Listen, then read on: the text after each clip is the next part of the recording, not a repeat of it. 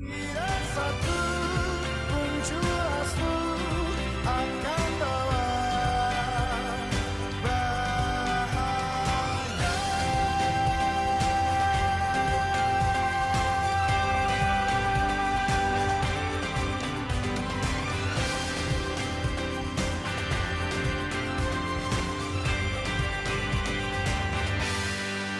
Manusia-manusia kuat, itu kita, jiwa-jiwa yang kuat, itu kita manusia. Oke, baik. Assalamualaikum warahmatullahi wabarakatuh. Selamat sore, Bapak dan Ibu, rekan-rekan pendidik sekalian.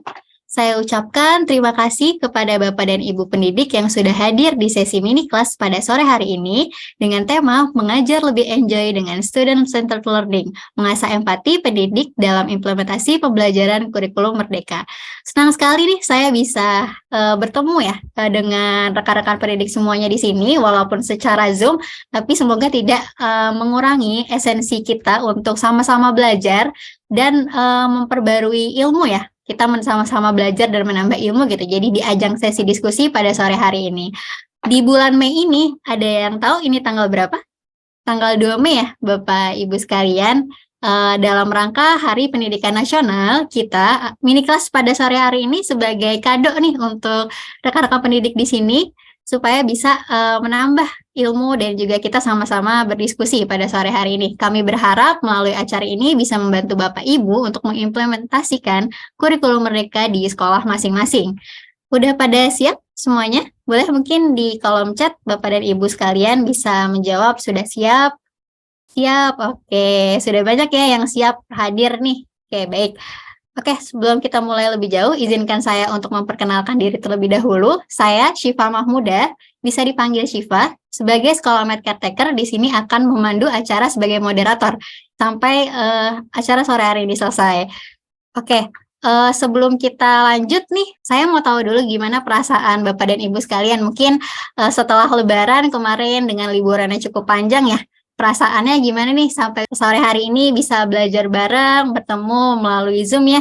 Bisa mungkin rekan-rekan Bapak dan Ibu pendidik untuk reaction ya di Zoom. Bisa pilih mantap gitu, atau love, atau konfeti, dan sebagainya. Saya mau tahu nih gimana perasaan dari Bapak Ibu sekalian di sini.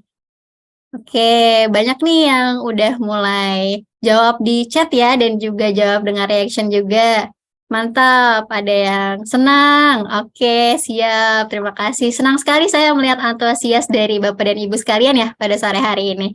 Oke, karena dirasa sudah cukup antusias nih Bapak dan Ibu, tanpa memperpanjang waktu, kita next untuk sesi selanjutnya.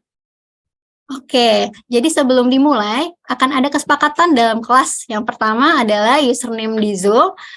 Saya minta tolong untuk rekan-rekan Bapak dan Ibu pendidik untuk mengganti username-nya menjadi nama _instansi, dan juga dapat berpartisipasi aktif dalam mini kelas pada sore hari ini. Jadi jika nanti ada pertanyaan dari pembicara, maupun ketika nantinya ada waktu untuk diskusi, silakan untuk mempersiapkan pertanyaannya. Jadi siapkan catatan, Bapak dan Ibu bisa mempersiapkan catatannya dan hal-hal yang ingin ditanyakan nantinya.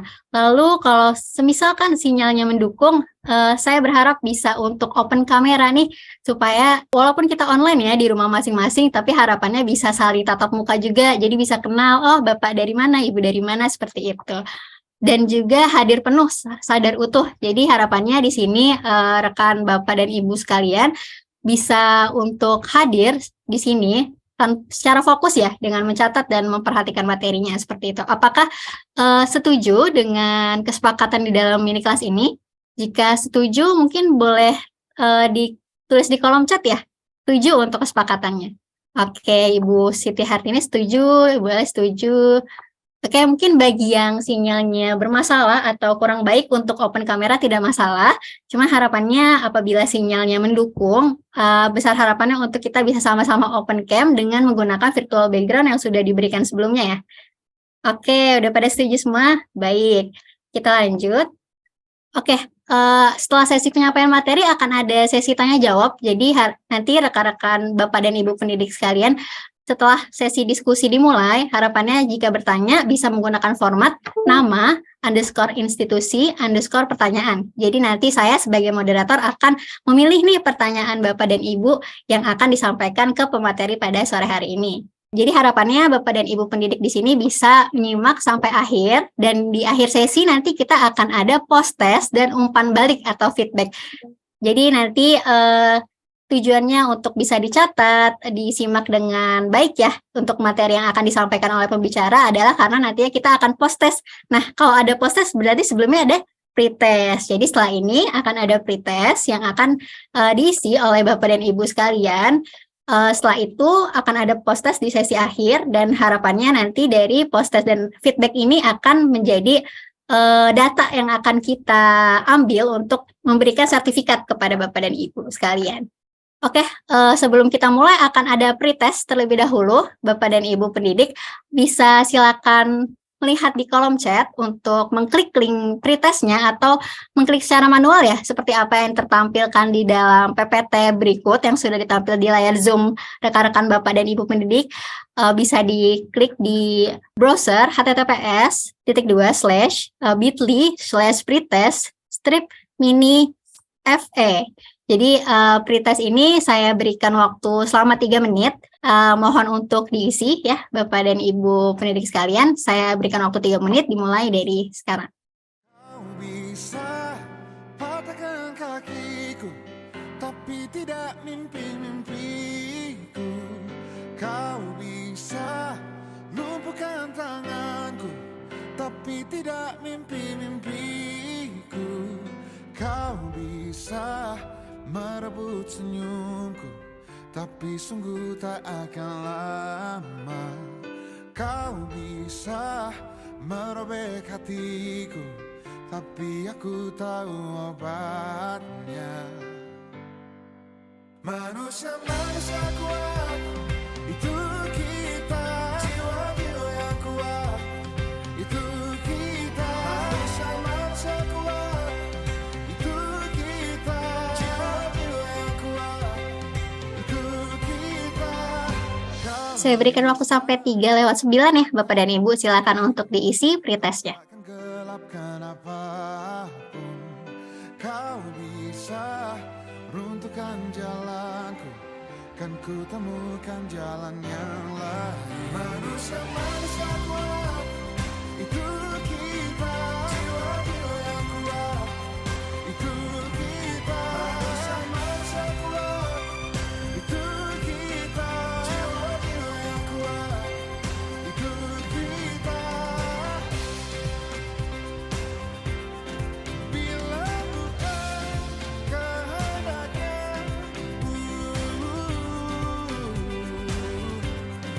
tidak satu pun jurasmu akan bawa bahaya.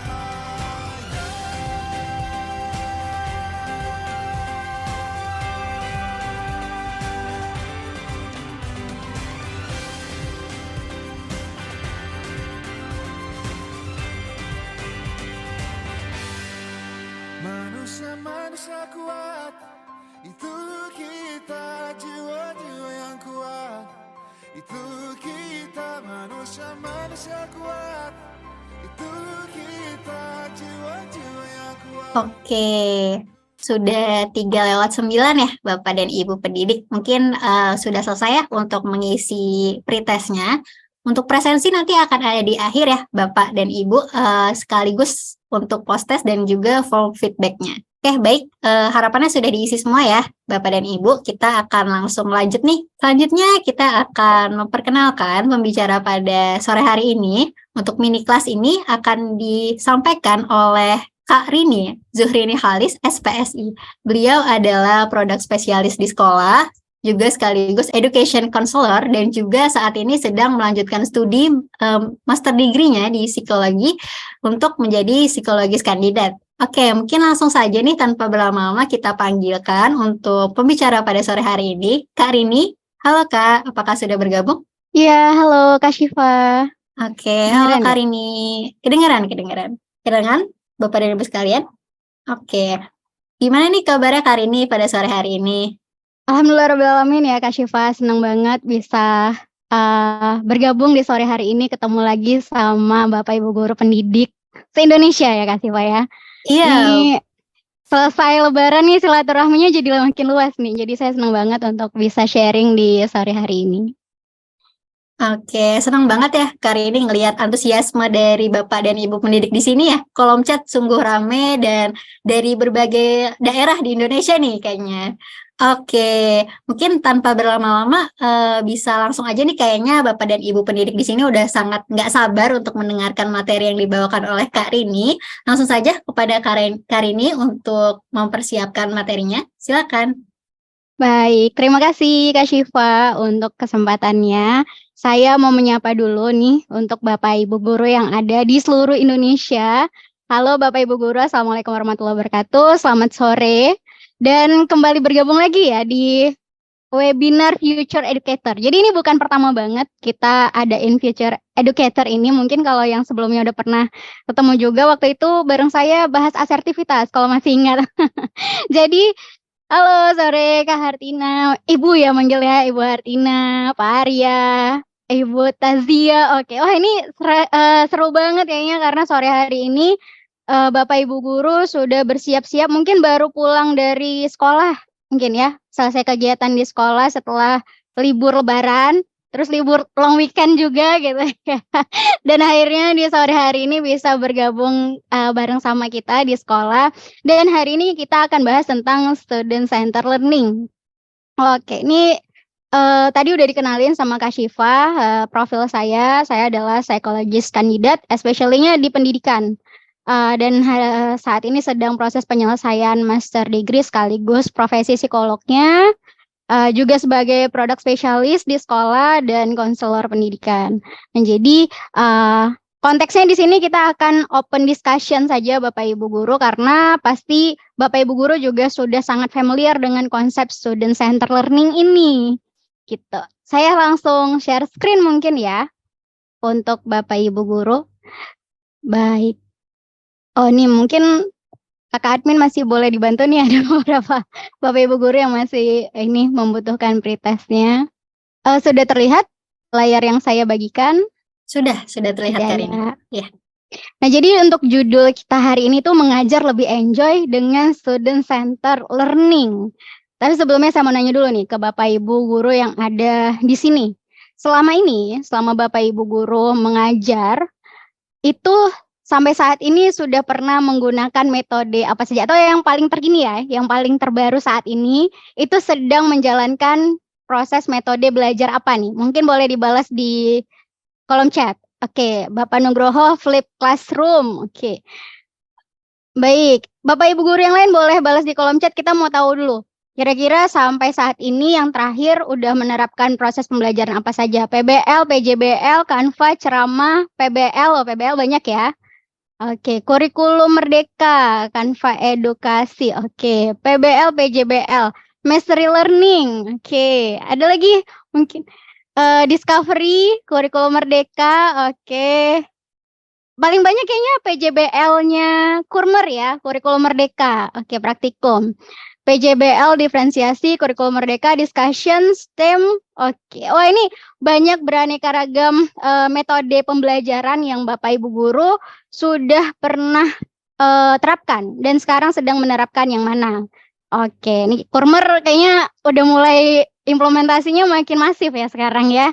Nih, mungkin beberapa sekolah udah mulai menerapkan, tapi mungkin ada juga yang belum. Tapi intinya dari Kurmer ini kan seperti notes di bawah ini mengasah empati pendidik dalam implementasi pembelajaran di kurikulum merdeka.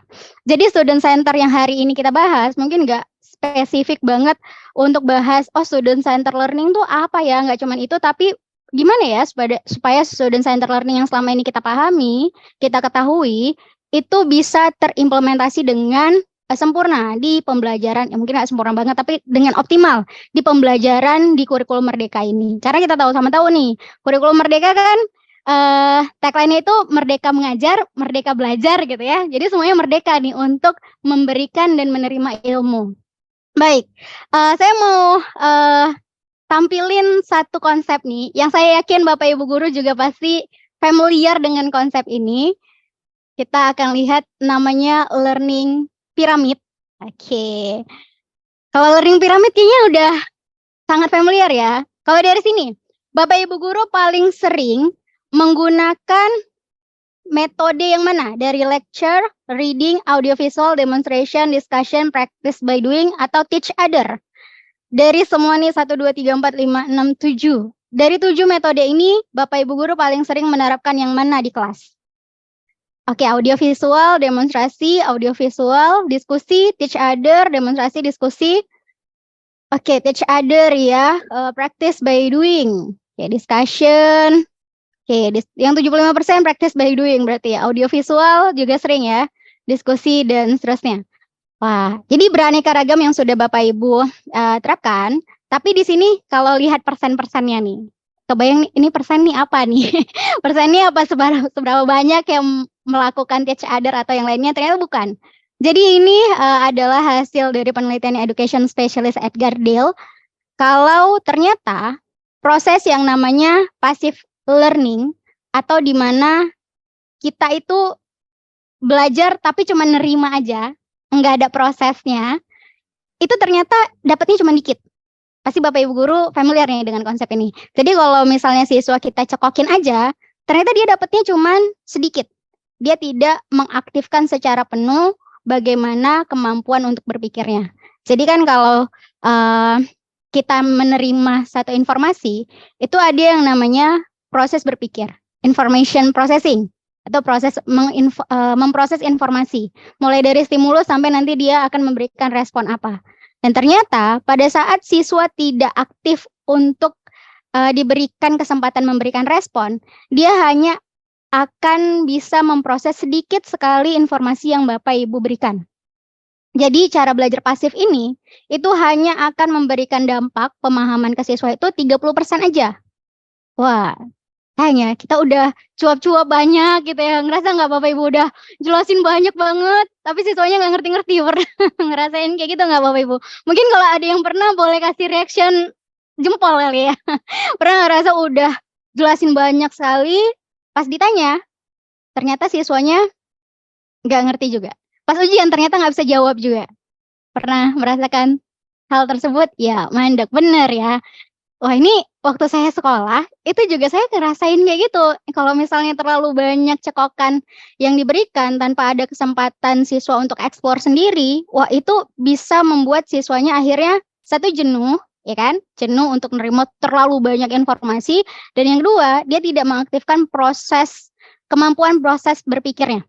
Ini sayang banget, padahal mulai dari kita itu setiap individu itu pasti punya kemampuan information processing, tapi kalau nggak dimaksimalin ya akhirnya dia akan tumpul gitu kan. Kalau dari dulu tuh guru saya sering bilang tajam otak karena diasah gitu. Tapi kalau misalnya nggak diasah cuma ditekokin aja ya sama aja dia nggak akan tajam-tajam. Dan ternyata ini tadi Bapak Ibu ada juga nih yang nerapin di dasar dari pyramid ini teach other. Ternyata pada saat seseorang bisa mengajarkan orang lain, dia sudah sampai ke pemahamannya 90%. Itulah yang Bapak Ibu rasakan saat ini. Jadi kalau ada siswa yang bilang, Kak, kok kayaknya guruku pinter banget ya? Ya iya, karena gurunya belajarnya udah sampai teach other, udah sampai ngajarin orang lain. Rasain. Jadi dulu pas Bapak Ibu proses belajar di sekolah, di kuliah, dan pada saat sekarang udah punya spesialis di bidang tertentu, ternyata pemahamannya pasti akan lebih dalam dan lebih berkembang pada saat Bapak Ibu guru sudah share, sudah mengajar ke siswa-siswa yang ada. Terasa bedanya? Bagaimana dulu waktu kita masih di sekolah dan masih di perkuliahan dengan sekarang Bapak Ibu guru sudah sharing ke siswa-siswa. Jadi ternyata iya ya, belajar itu ternyata harus aktif. Nah, tapi ini jadi pertanyaan lagi nih. Kenapa ya kok kesempatan untuk teach other ini gede loh, nggak cuma guru aja loh yang bisa teach other, tapi semua orang juga bisa mengajarkan sesuatu. Tapi kenapa ya? Jadi di sini kita akan lihat student as center, siswa sebagai pusatnya. Jadi proses belajar ini akan menitik beratkan siswa sebagai pusat dari proses pembelajaran tersebut. Nah, di mana dia akan terlibat aktif, berinteraksi, dan menyelidiki. apa yang akan dia sampaikan sampai nanti dia simpulin, oh ternyata saya belajarnya ini ya, saya belajarnya ini ya, kayak gitu. Nah sekarang nih pertanyaan nih ke Bapak Ibu guru, masih sering ketemu sama siswa yang tidak inisiatif nggak? Jadi tidak tahu dia harus melakukan apa, setelah belajar dia nggak ngerti juga, ini udah belajar apa gitu. Ini belajar apa ya gitu. Jangankan nanya arti atau pemahamannya, tapi ini belajar apapun kadang dia bingung. Wah ini ada masalah di mana nih? Apakah ada masalah di siswanya? Atau ada yang masalah itu di kitanya, as teacher atau as pendidik gitu. Dulu kalau misalnya mentor saya bilang, kalau misalnya satu kelas itu ternyata bermasalah, berarti yang harus dievaluasi adalah teacher-nya, adalah pendidiknya. Tapi kalau ternyata yang satu orang aja nih siswanya yang bermasalah, berarti siswanya yang harus ditreatment. Nih, kalau di psikologi pendidikan juga kayak gitu. Jadi kalau misalnya satu sekolahan atau satu kelas yang bermasalah, berarti kita akan intervensi secara kelompok atau sistem. Tapi kalau satu orang aja, berarti siswanya yang akan di treatment kayak gitu. Jadi kita akan cek, Bapak Ibu guru boleh mungkin meresapi ya, sekarang sudah mulai aktif belajar lagi. Di kelas saya hari ini, yang bermasalah itu sayanya atau siswanya gitu. Oh kalau sayanya berarti apa yang harus dievaluasi? Apa yang harus dilakukan? Oh ternyata selama ini mungkin ada konsep-konsep yang kita miss nih. Ternyata ada proses-proses yang kita lewati. Mungkin ada hal-hal yang harusnya bisa kita optimalkan tapi tidak terjadi gitu. Nih sebenarnya saya yakin para pendidik yang ada di sini pasti pendidik-pendidik luar biasa, karena kalau misalnya nggak luar biasa nggak akan susah payah untuk ambil waktu, text time dan gabung di sini. Pasti semuanya akan yang ada di sini dengan sadar dan penuh keinginan dengan sadar dan penuh keinginan untuk bisa menyampaikan atau menyerap ilmu-ilmu yang ada. Baik, sebentar. Saya share screen ulang. Kelihatan ya. Nah, jadi ini seberapa sering, tadi kan seberapa sering nemuin siswa yang enggak inisiatif. Nah, ini ya. Seberapa sering menemukan siswa yang harus disuruh dulu tadi mulai belajarnya. Belajar, ayo kerjain PR-nya. Kayaknya udah nggak zaman lagi ya Bapak Ibu. Tapi masih ngerasain proses itu tidak Bapak Ibu? Ayo kerjain PR-nya hampir tiap hari. Wah, nih. Pak Rahmat kayaknya udah mulai curhat nih. Hampir tiap hari gitu ya. Ayo PR-nya udah dikerjain atau belum? Ini mana tugas-tugasnya kenapa nggak dikumpul? Ternyata proses ini masih sering berjalan. Padahal udah kurikulum merdeka. Padahal udah nerapin yang namanya merdeka untuk belajar dan mengajar. Harusnya siswa memilih untuk aku mau belajar apa nih, saya mau belajar apa gitu ya. Atau guru juga udah mulai bisa menentukan saya akan mengajar seperti apa nih gitu. Nah jadi Bapak Ibu guru ternyata ada hal-hal yang kita itu as pendidik kadang tidak menyadari kondisi-kondisi tertentu dari siswa sampai dia ada beberapa siswa tuh kalau di saya kan konseling ya, biasanya siswanya datang individual. Dia konseling dan bilang, "Kak, kok kayaknya belajar saya berat banget." Kadang ada yang mau nangis gitu. Kadang saya lihat dia curhat aja tuh mau nangis juga. Kenapa gitu? Kok kayaknya nggak ngerti-ngerti ya, Kak? Oke, nggak ngerti-ngertinya kenapa? Saya udah ikutin, saya udah belajar, saya udah ikutin prosesnya, tapi kenapa nggak ngerti-ngerti ya? Ternyata modal belajarnya dia, jadi modal belajar itu audio, visual, dan kinestetik ya, itu tidak digunakan dengan tepat di kelas. Atau ada juga yang dia start belajarnya ternyata harusnya nggak dari situ. Harusnya start belajarnya contoh ya, harusnya start belajarnya dari tambah-tambah atau dari penjumlahan. Ternyata begitu masuk kelas dia start belajarnya dari pengurangan, bingung konsepnya, belum ngerti konsep bertambah sudah harus dicekokin konsep berkurang. Nah, ada beberapa siswa yang kadang tidak bisa mengkomunikasikan kondisi tersebut. Sampai akhirnya dia merasa tertekan sendiri, di kelas merasa ketinggalan sama teman-teman sekelasnya, kemudian dari pihak kita dari pihak pendidik kadang merasa, "Kok nggak ngerti-ngerti nih anak nih, kenapa ini? Kenapa nggak bilang kalau nggak ngerti?" Gitu ya. Kadang kita suka gitu ya kali, keceplosan mungkin saya juga, "Kenapa nggak bilang kalau nggak ngerti, kan bisa dijelasin ulang," kayak gitu. Tapi ada beberapa siswa yang akhirnya nggak milih untuk ngucapin itu, karena malu, karena ngerasa ketinggalan, karena ngerasa akan dianggap, "Aku nggak pinter nih kalau aku nanya, aku akan dianggap bodoh nih kalau aku nanya. Udah deh nggak usah nanya aja, biarin deh telan-telan sendiri kalau dia nggak ngerti." Pernah nggak Bapak Ibu guru ketemu sama siswa yang dia ketinggalan dan akhirnya ditemuin, ditanyain kenapa? Nah itu dia. Pernah nggak Bapak Ibu guru ketemu siswa yang dia nih ketinggalan, tanyain kenapa? Kamu apanya yang kurang? Mungkin oke, biar cepet aja nggak usah nanya. Ada nggak Bapak Ibu guru yang akhirnya mengambil waktu, mungkin nggak lama, beberapa menit ketemu sama siswa itu dan nanya, "Yang mana yang susah? Yang mana yang susah?" Gitu.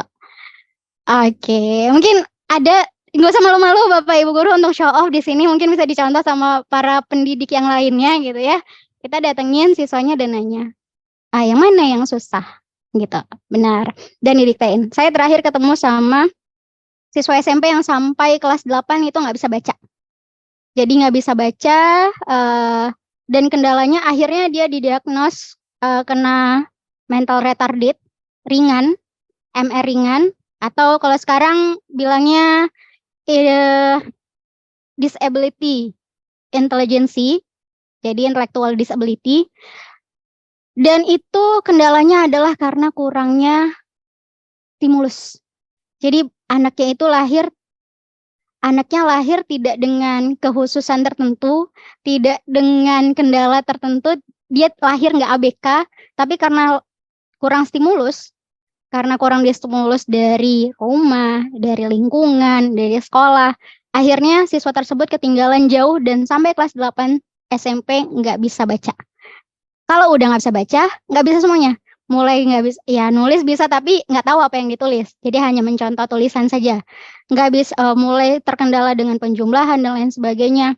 Dan kalau udah kayak gini, itu efeknya nggak cuma dia ketinggalan di sekolah aja. Mulai emosinya nggak stabil, mulai cari-cari masalah supaya dia tetap diakui dan lain sebagainya. Maka kita dapetilah, oh anak bandel nih. Padahal bukan karena dia pengen bandel, tapi karena kondisi dia di sekolah itu atau di lingkungan belajarnya nggak menarik dia untuk belajar. Karena dia nggak ngerti. Kita kadang nggak aware, nggak sadar kalau anak ini nggak ngerti sama apa yang kita ucapin. Ditambah lagi dia nggak bilang, dia nggak bilang kalau dia nggak ngerti, nggak ada yang angkat tangan, "Pak, Bu, boleh nggak ulangin lagi?" Gitu. Saya kayaknya nggak tahu masih ketemu di kelas Bapak Ibu atau enggak, anak yang mau belajar angkat tangan dan bilang, "Bapak, Ibu, saya nggak ngerti, boleh nggak ulangin sekali lagi?" Masih pernah ketemu nggak Bapak Ibu? Oh, masih ketemu, masih oke ya, masih ada. Nah itu, jadi kalau misalnya masih ada, ini masih bibit-bibit yang akan bisa kita tarik untuk, "Ayo yuk belajar yuk," gitu ya. Mungkin bisa mempengaruhi teman-temannya juga. Gitu, karena masih ada, siswa yang akhirnya, ya udahlah biar cepet gitu, nggak usah ditanya. Nah, Bapak Ibu guru, semuanya yang ada di sini, kita sama-sama sharing juga karena, mungkin pengalaman mengajar Bapak Ibu guru juga jauh lebih banyak daripada saya. Kita akan kenalan sama student center learning. Saya mau tanya dulu ke Bapak Ibu guru biar kita interaktif juga. Apa yang Bapak Ibu guru pikirkan begitu dengar yang namanya student center learning yang langsung terlintas? Boleh balas di kolom chat. Oke, terima kasih Ibu Lia dari siswa untuk siswa. Oke, Ibu Nabi, wah banyak nih. Terfokus siswa yang sedang belajar, berpusat pada siswa belajar aktif.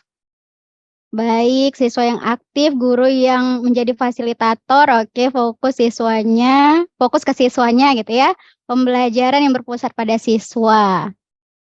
Baik, ini sepertinya sudah sangat-sangat familiar. Bahkan tadi proses belajar seperti discovery atau PJBL, PBL itu juga salah satu bentuk metode belajar yang base-nya itu adalah student center learning. Jadi kalau di psikologi nih dia aliran psikologinya humanis nih. Karena akan menitik beratkan pada objeknya atau pembelajarnya, studentnya as human, sebagai manusia, individu yang unik, yang belajar, yang punya berbagai macam hal di dalam dirinya dan sedang akan menerima satu pembelajaran atau satu ilmu. Jadi dengan student center learning ini, semua siswa akan dapat kesempatan untuk bisa belajar sesuai dengan kemampuannya. Jadi sesuai dengan kemampuannya itu poinnya tuh. Karena kadang banyak yang belajar itu nggak sesuai dengan kemampuannya. Kalau di konsep psikologi ada yang namanya flow. Saya kurang tahu Bapak Ibu Guru pernah dengar atau enggak. Flow akademik ini adalah kondisi di mana kalau siswa itu mendapatkan tantangan sesuai dengan kemampuannya, maka dia akan menikmati proses pembelajaran itu dengan senang hati, atau kita bilang juga dengan bahagia. Jadi konsepnya itu dari psikologi positif. Dia akan merasa bahagia saat belajar, dia akan terhanyut di proses pembelajaran itu sampai lupa waktu. Kalau kita udah belajar sampai 3 jam juga dia nggak berasa gitu ya. Dan dia termotivasi secara internal untuk terus-menerus mengikuti proses belajar. Bayangin dulu aja kalau misalnya kelas Bapak Ibu Guru sampai ke tahap itu. Ini siswanya nggak usah ditarik-tarik lagi, ayo belajar, nggak usah. Karena mereka udah langsung ingin belajarnya. Oke, dan mereka juga menikmati proses belajarnya sampai terhanyut, dan mereka juga terabsorpsi, jadi lupa waktu. Jadi menikmati proses belajarnya, terdorong untuk melakukan proses belajarnya, sampai-sampai lupa waktu. Oh ini ternyata udah lama banget, tapi masih enak-enak aja belajarnya. Kayaknya seru banget ya kalau kayak gitu ya. Oke, nah kalau misalnya di konsep flow ini, poinnya itu adalah memberikan tantangan yang sama dengan kemampuan siswa. Jadi itu juga yang diterapkan di student center learning. Kita akan pusatin di siswanya, di anaknya. Jadi apakah Bapak Ibu Guru saat ini sudah mulai menerapkan konsep tersebut di mana pusat dari pembelajaran ini poinnya adalah di siswanya. Jadi bukan keberhasilan kitanya, wah kita ngajar udah selesai nih, bukan. Tapi pada saat kita deliver sesuatu atau pada saat kita akan menuju satu pembelajaran akhirnya seperti apa, siswanya paham nggak ya? Siswanya bagaimana ya nanggapinnya? Siswanya ingin tahunya apa aja ya? Nah kita udah sampai di sana belum? Tuh, itu jadi evaluasi bersama, karena saya juga ngisi kelas ya sebenarnya. Walaupun kelasnya kelas motivasi gitu ya. Tapi akhirnya apa yang kita sampaikan, apa yang pesan yang ingin kita sampaikan, akhirnya dipahami nggak sama orang yang harusnya menerima informasi tersebut. Karena di student center learning ini, siswa itu nggak cuma nerima, tapi dia juga memproses dan lain sebagainya. Nah inilah yang diterapkan atau ingin dicapai di kurikulum Merdeka. Ya kan Bapak Ibu Guru pasti udah mulai memberikan tugas nih yang project based learning, yang memberikan project untuk para siswa ngerjain proyek tertentu, untuk ngembangin soft skill-nya, pembentukan karakter dan lain sebagainya, yang mereka itu diminta untuk berperan aktif. Jadi harus aktif untuk bisa mencapai satu proses belajar. Diberikan kesempatan untuk explore banyak sekali. Jadi nggak harus gurunya yang nge-lead, harus buat A, B, C, prosedurnya seperti ini, nggak harus lagi, tapi siswa bisa menentukan prosedurnya ingin seperti apa, dengan tujuan tertentu yang sudah ditentukan. Gitu. Jadi di kurikulum Merdeka ini, kesempatan besar sebenarnya Bapak Ibu Guru untuk bisa membuat proses belajar itu benar-benar dirasakan siswa sebagai sesuatu yang menyenangkan, karena dia bebas untuk belajar, karena dia bebas dan merdeka untuk bisa belajar apapun gitu. Dia merasa kalau pembelajaran ini memang untuk dia gitu, bukan untuk memenuhi nilai-nilai saja, tapi pembelajaran ini memang untuk dianya. Nah ini yang mau kita bangun, perasaan-perasaan seperti ini yang ingin kita bangun di kelas, bahwa proses belajar yang ada di kelas itu adalah sesuatu yang memang diharapkan oleh para siswa-siswa. Bapak Ibu Guru pernah atau ingin ngerasain gimana siswa-siswa akhirnya nungguin gitu kan di kelas, ibu kok belum datang ya, ibu gurunya kok belum datang ya, karena apa? Saking inginnya mengikuti proses belajar Bapak Ibu Guru di dalam kelas. Kenapa bisa ditunggu-tunggu? karena mereka merasa dilibatin. Misalnya kayak ditanya, oke kita hari ini mau bahas tentang student center learning. Kalau menurut kalian student center itu kita buat apa ya? Gitu. Yang satu kasih kesempatan untuk punya pendapat A, yang satu kasih pendapat B, dan seterusnya. Nah, suasana kelas yang seperti ini nih, yang akan membuat siswa akhirnya merasa bahwa dirinya dianggap, gitu, bahwa dirinya penting di dalam kelas, bahwa apapun yang dia sampaikan, gitu kan, apapun yang dia sampaikan itu ada maknanya. Walaupun nanti kalau ada siswa yang agak nyeleneh gitu ya, kita bisa lurusin. Baik. Oke, jadi Bapak Ibu Guru, intinya di student center learning ini kita memberikan kesempatan kepada siswa secara merdeka untuk eksplor media pembelajaran dan apapun yang ada di kurikulum merdeka di sekolah. Jadi kenapa kita pusatin di student center learning ini, kenapa kita akan bahas ini lebih dalam? Karena memang kesempatan untuk bisa merdeka pada saat siswa itu memang menyadari, wah saya harus belajar nih. Wah belajar ini adalah sesuatu yang memang diperuntukkan untuk saya gitu. Wah belajar ini nggak cuma untuk memenuhi ekspektasi orang tua. Belajar ini nggak cuma untuk dapetin nilai. Belajar ini nggak cuma A, B, C, D, dan beberapa alasan yang sebenarnya nggak berasal dari dirinya. Jadi kita akan menumbuhkan perasaan-perasaan tersebut di dalam ruang-ruang kelas kita, supaya siswa-siswa itu akan kangen banget untuk balik ke kelas kita. Akan pengen banget untuk ngikutin kelas-kelas kita berikutnya. Akan nungguin, ibunya kapan ya, kok nggak masuk kelas nih, ini nungguin nih, atau bapak gurunya mana ya, dan seterusnya. Karena apa? Mereka dianggap ada di kelas kita. Sekecil apapun respon mereka dianggap ada di kelas kita. Gitu. Nah, jadi ini beberapa karakternya. Bapak Ibu Guru mungkin akan dapat lebih detail lagi. Ini saya agak cepat di karakter ini, karena kita akan lebih fokus untuk nanti di peran-peran Bapak Ibu Guru sebagai pelaksana dari student center learning ini. Ini karakter pertamanya adalah aktif. Jadi siswa di SCL ini, dia harus bisa aktif, harus punya kesempatan untuk ada peran di dalam kelas. Bertanya, menjawab, dan lain sebagainya. Dia harus punya peran itu. Memberikan pendapat, dan lain sebagainya. Kalau misalnya kelas kita ternyata saat ini belum memberikan peran itu ke siswa, mungkin nanti akan jadi catatan. Oke, next.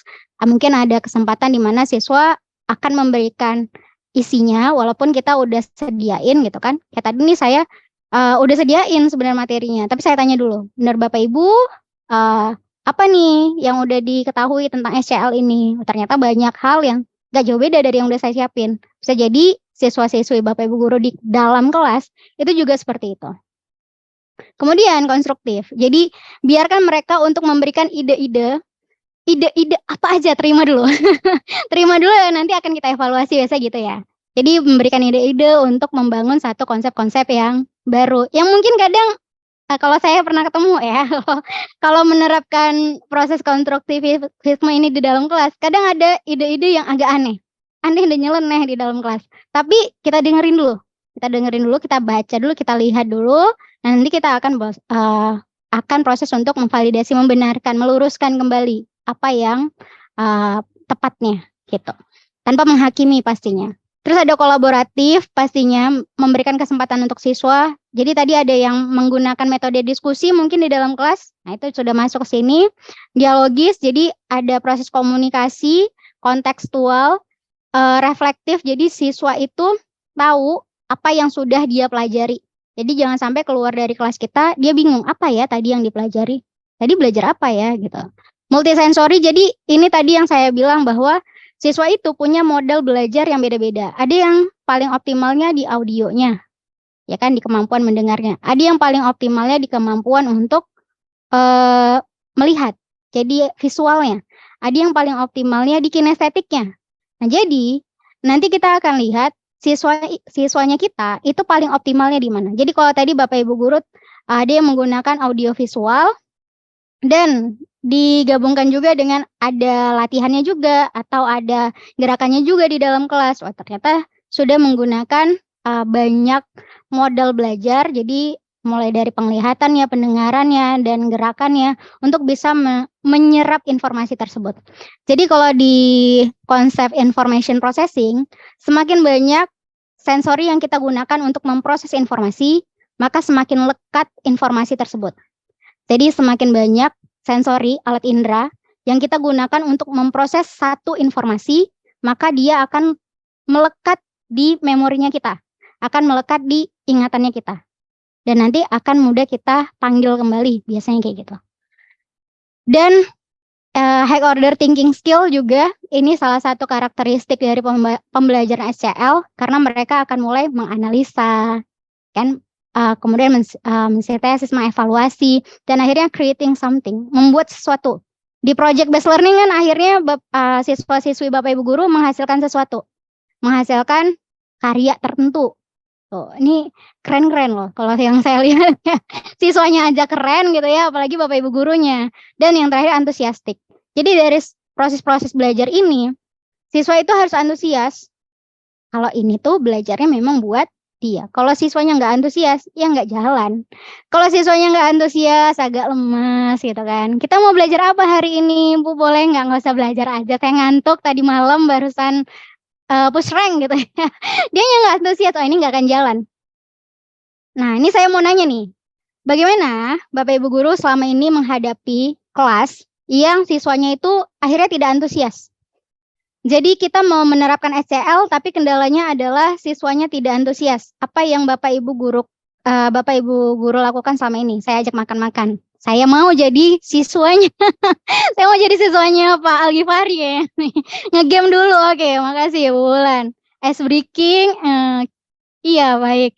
Ajak ngobrol, ice breaking, permainan, game dulu ya. Game dulu. Main-main, ditanya, coaching, saya ajak belajar di luar. Oke, ini ya, ganti suasana belajar. Mindfulness, ini dulu ya, membangun kesadaran dulu berarti. Iming-iming hadiah. Ya benar nih, saya pengen jadi siswanya nih. Walaupun iming-iming, mana tahu udah berhadiah gitu ya. Biasanya game satu ice breaking dulu, baik. Oh ini kayaknya apa yang Bapak Ibu lakukan selama ini sudah banyak referensinya ya. Mulai dari ice breaking, terus tadi mengganti suasana belajar. Jadi yang tadinya dalam kelas bosen, kita belajar di luar kelas yuk gitu kan. Yang penting ya kondusif aja, jangan kesana kemari siswanya. Terus ya cari udara segar dan lain sebagainya. Ya, nanti kalau Bapak Ibu guru mau sharing-sharing ice breaking mungkin di dalam grup ini boleh juga kali ya. Oke. Nah jadi penting sekali sebelum kita proses deliver pengetahuan ya, ilmunya, kita perbaiki dulu moodnya. Jadi kita naikin dulu moodnya, kita perbaiki dulu kondisinya. Yang tadi siswanya mungkin lagi mager-mageran, males-malesan, kita sesuaiin dulu, samain dulu frekuensi atau suhu ruangannya gitu ya. Di dalam ruangan itu siswa-siswa sedang merasa apa, kita samain dulu. Makanya tadi ada pertanyaan, apa yang Bapak Ibu rasakan hari ini gitu. Coba berikan reaction, ada yang senyum, ada yang ini, ada yang lelah mungkin tadi ya, ada yang sampai ketiduran, mungkin harus siapin dulu dirinya, duduk tegak dulu, cuci muka dulu. Mungkin kalau kita yang dewasa mudah untuk menyiapkan hal tersebut, tapi buat siswa-siswa mungkin apalagi siswa yang masih anak-anak SD, ini perlu untuk kita naikin dulu moodnya. Tadi yang Bapak Ibu lakukan itu udah keren banget, mulai dari ajak untuk rehat ya, keluar gitu, belajar di suasana yang berbeda, terus ice breaking juga, dikasih hadiah, reward ya, diajak makan-makan, diajak main game. Wah, ini sangat-sangat inovatif ini guru-gurunya nih. Baik, terus saya mau nanya lagi nih ke Bapak Ibu guru. Menurut Bapak Ibu guru, apa yang paling penting dari penerapan student center learning dari tadi kita udah bahas konsep-konsepnya ya. Konsep karakteristiknya. Dari karakteristik itu, menurut Bapak Ibu guru, apa yang paling penting dari penerapan student center learning? Boleh di kolom chat. Baik, kolaborasi. Baik, terima kasih si anak mulai memahami dirinya. Baik, terima kasih Bu Wulan. Goal pemahaman, interaksinya, baik, anak bahagia dan tujuan pembelajaran tercapai, kolaborasi, kritis, antusiastik. Ada lagi kesiapan siswa, baik, lingkungan belajar, empati, kolaborasi, tanggung jawab, interaksi, kolaborasi, konstruktivisme, enjoy, student well-being, ya sejahtera studentnya gitu ya, supaya kitanya juga sejahtera sebagai pendidik. Model pembelajaran yang tepat, kerjasama, senang dan nyaman, baik. Intinya, dari yang Bapak Ibu sampaikan tadi, Siapa atau apa yang paling penting dari penerapan student center learning? Student center learning. Yang paling penting, iya studentnya, benar. Jadi yang paling penting itu adalah siswanya. Mulai dari kesiapannya tadi yang Bapak Ibu bilang, moodnya diperbaiki, goalsnya apa gitu ya, mau kemana nih belajarnya, modal belajarnya apa. Kita perlu tahu dulu nih, siapa yang akan menerima informasi kita. Bapak Ibu guru boleh renungi, beda apakah Bapak Ibu guru berbeda pada saat menyampaikan informasi ke sesama guru dengan menyampaikan informasi ke siswa. Kalau ada yang mengajar cross jenjang, misalnya ngajar SD, SMP, dan SMA, sama nggak cara menyampaikan ke siswa SD, ke siswa SMP, dan ke siswa SMA? Saya yakin beda. Jadi, kita akan menyesuaikan bagaimana kita menyampaikan sesuatu tergantung dari siapa yang akan menerimanya. Nah, inilah yang ada di student center learning. Jadi kita cek dulu siswanya nih saha eta gitu ya, siapa ini gitu. Siapa nih siswanya? Gimana kapasitas potensinya? Kalau kapasitas potensinya bisa nyerap 10 informasi sehari. Kita mau kasih 10, dia dapat. Kalau kapasitas potensinya cuma 2, kita kasih 10, dia overload. Dia ngerasa stres, capek, tolong udah gitu ya. Sampai nangis-nangis dia nanti belajarnya. Ada yang kapasitas belajarnya 10, kita kasih 5, dia bosen. Dia akan rasa, kok gini doang sih belajarnya? Bisa nggak agak lebih menantang sedikit gitu. Itu ada nanti siswa yang kayak gitu. Nah, terus gimana dong? Kan kita menerapkan konsep klasikal juga. Kelasnya kan merata. Masa iya nih satu orang beda, satu kelas misalnya ada 30 orang mungkin sekarang atau 25 orang. 25 orang dengan kapasitas potensi yang beda-beda semuanya. Apakah satu guru bisa menghandle 25 orang tersebut? Aduh susah nih, bisa jadi nggak bisa nih. Makanya biasanya ada diagnostik di awal. Ada klasifikasi kelas. Saya kurang tahu nih masih ada klasifikasi kelas atau enggak. Klasifikasi kelas ini biasanya bukan untuk mendiskriminasi siswa, tapi untuk menyamakan suhu ruangan supaya frekuensinya sama. Supaya apa yang disampaikan guru itu bisa terserap dengan baik oleh siswa-siswa yang kapasitas potensinya ini sama. Bukan berarti, oh ternyata siswa A kapasitas potensinya 2, berarti dia nggak lebih pinter daripada siswa yang kapasitas potensinya 10, bukan gitu. Tapi siswa dengan kapasitas potensi 2, dia itu belajarnya harus 10 kali, baru ngerti. Berarti kita tahu, oh kita akan ngajar di kelas itu 10 kali baru siswanya paham. Gitu. Jadi hal tersebut sebenarnya kalau menurut saya dan apa yang saya pelajari selama ini, itu bukan untuk mendiskriminasi siswa, tapi untuk menyesuaikan ini. Bagaimana kita akan mendeliver potensi ini. Walaupun ya pasti akan ada aksi reaksi dari dalam kelas yang beraneka ragam. Yang tadinya siswanya mungkin kapasitasnya 2, dia ngelihat siswa, kapasitasnya 10, dia termotivasi. Iya, jadi plus minus ya Bapak Ibu. Dia termotivasi untuk bisa ngejar. Tapi kita harus tahu juga, kalau memang kapasitas potensinya 2, dia lihat, oh ada siswa yang kapasitas potensinya 10, ini anaknya termotivasi nih mau ngejar yang 10, kita harus dorong dia. Kita tidak bisa untuk bilang, emang kamu bisa? Nggak bisa. Kamu udah deh 2 aja nggak bisa. Kita harus dorong dia gimana supaya dia akhirnya semua seisi kelas itu punya potensi yang sama.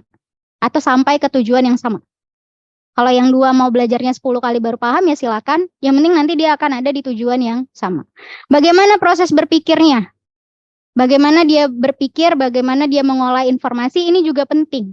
Karena akan membuat Bapak Ibu guru menyesuaikan media belajar seperti apa yang akan disampaikan. Jokes seperti apa yang akan diterima oleh siswa. Ya kan? Candaan-candaan seperti apa nih yang akan buat siswa itu moodnya kebangun. Terus bagaimana dia akan memproses informasi ini. Positif kah, negatif kah, dan segala macam. Jadi bagaimana proses berpikirnya ini juga penting untuk diketahui supaya kita tahu bagaimana kita mendeliver informasi tersebut. Karakternya, oh siswanya nih moody banget. Sebentar senang, sebentar nggak senang. Besok mau belajar, besok nggak mau belajar. Gimana ya supaya dia mau belajar terus? Gitu. Oh ternyata dia mau belajar terus kalau sama bestie. Dudukkanlah dia sama bestie. Kan kayak gitu. Jadi kondisi-kondisi di kelas tersebut, kadang tuh memang harus kita pahami secara menyeluruh, walaupun mungkin nggak dalam, tapi kita tahu, oh karakter-karakter siswa kita seperti ini nih. Biasa kalau satu kelas tuh karakter siswanya nggak terlalu jauh berbeda. Dan yang terakhir adalah profil belajarnya. Terkait tadi model belajarnya, paling optimalnya di mana? Audionya, visualnya, kinestetiknya. Kalau ternyata sangat beragam karena kelasnya klasikal, berarti Bapak Ibu guru bisa menyediakan media yang bisa memfasilitasi model belajar apapun. Jadi kalau audiovisualnya sudah tersedia, setidaknya anak-anak dengan kemampuan kinestetik diberikan kesempatan untuk melakukan sesuatu. Gitu. Jadi tetap ada praktikumnya mungkin dan lain sebagainya. Jadi ini beberapa miskonsepsi yang ada dari penerapan student centered learning, tapi tadi kan udah banyak ya Bapak Ibu guru yang sudah menerapkan berbagai macam proses pembelajaran. Tadi waktu saya tanya apakah ada yang menerapkan student centered learning, juga ada yang menerapkan student centered learning, dan mungkin lebih spesifik ya ke metode pembelajarannya, tadi ada yang menerapkan PJBL, PBL, discovery, dan lain sebagainya. Diskusi juga.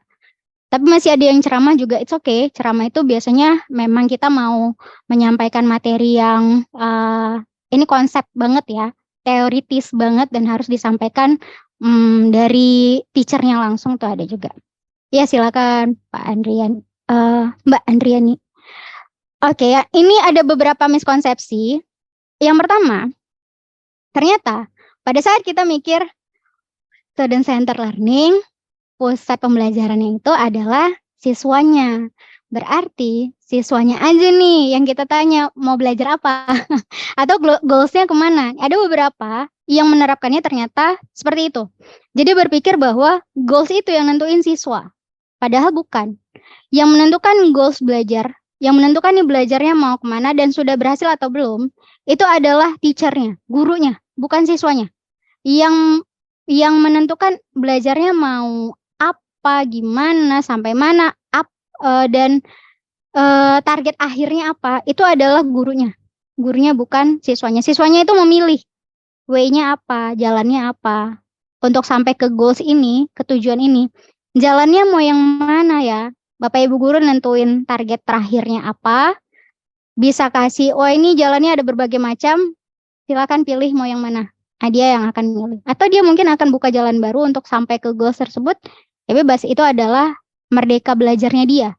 Gitu. Jadi goals itu tetap guru yang nentuin.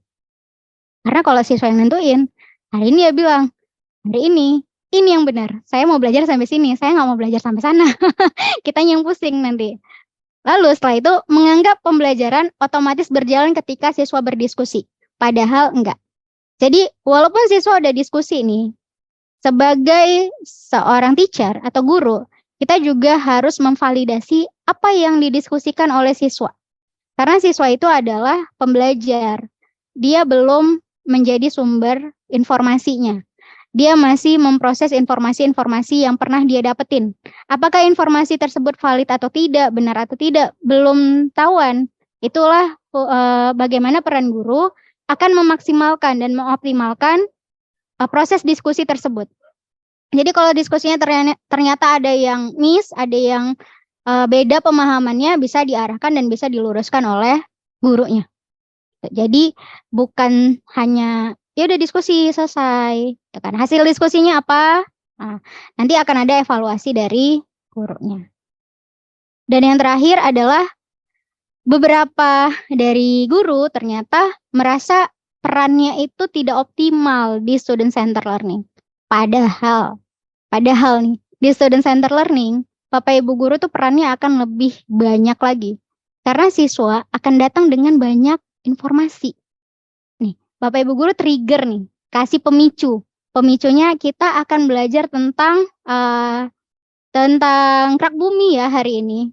Dia mulai apalagi sekarang udah mudah sekali ya untuk siswa-siswa menemukan informasi dari internet dan lain sebagainya. Dia searching, dia cari tahu dan lain sebagainya. Dia cari tahu proses pembentukan dan lain sebagainya. Ada mungkin informasi-informasi baru yang nggak pernah ada di buku dan dia temuin itu sebagai informasi yang baru. Nah, peran guru di sini penting sekali untuk bisa memfilter informasi-informasi yang didapati oleh siswa. Memvalidasi informasi-informasi tersebut agar siswa tidak salah konsep dari dasar. Karena kalau misalnya udah salah konsep dari dasar, itu sampai nanti dia seterusnya belajar, ini biasanya akan jadi permasalahan nih. Kalau konsep dasarnya aja udah salah, ini biasa akan selanjutnya akan salah. Nah, disinilah peran guru penting sekali untuk bisa meluruskan dan menanamkan pemahaman yang benar, bukan sebagai tadi ya lecturer yang memberikan ceramah, bukan, tapi yang juga ikut diskusi. Jadi kalau misalnya dia menyampaikan satu pemahaman A, kita akan tanya kenapa A, alasannya apa, dapatnya dari mana. Oke. Kalau dia bisa mempertahankan itu, kita akan cari lagi, validasi lagi, apakah informasi tersebut bisa kita pegang, kita percaya atau enggak. Gitu. Pasti kita juga punya argumen pada saat kita diskusi. Nah, ini nih yang penting dibutuhkan oleh siswa-siswa kita. Kalau pada saat dia punya pendapat itu bukan cuma dilihat benar salahnya aja, tapi prosesnya apa? Kalau salah, terus yang benernya gimana? Kalau benar, terus bagaimana penerapannya? Gitu. Jadi nggak cuman diskusi, oke, bagus, wah bagus banget nih hasil diskusinya. Nggak cuman itu, tapi oke, ini hasil diskusi benar, terus bagaimana penerapan dan perluasannya? Oh, kalau masih salah, bagaimana yang benar? Terus kenapa ada informasi yang salah? Apa yang menyebabkan kita dapat informasi yang salah ini? Supaya tidak mengulangi kesalahan yang sama di kemudian hari. Gitu. Nah, jadi apakah dari ketiga tadi, Bapak Ibu Guru pernah nggak ketemu kesalahan seperti yang tadi di kelas Bapak Ibu Guru pada saat menerapkan student center learning? Goal orientednya beda karena karakteristik siswa diberikan penilaian. Oke, baik. Jadi pernah menemukan kesalahan tadi di dalam kelas? Alhamdulillah belum pernah. Baik, ada yang sudah pernah. Yang paling pernah di antara ketiga tadi yang mana, Bapak Ibu Guru? Merasa kehilangan peran tadi yang terakhir, kemudian tadi goals-nya tidak clear. Yang terakhir merasa wah udah jalan aja kalau udah diskusi gitu. Merasa kehilangan peran. Ini kayaknya paling sering ya. Kita ngerasa kehilangan peran karena ya kan student center learning. Dulu waktu saya sekolah, saya ingat banget tuh.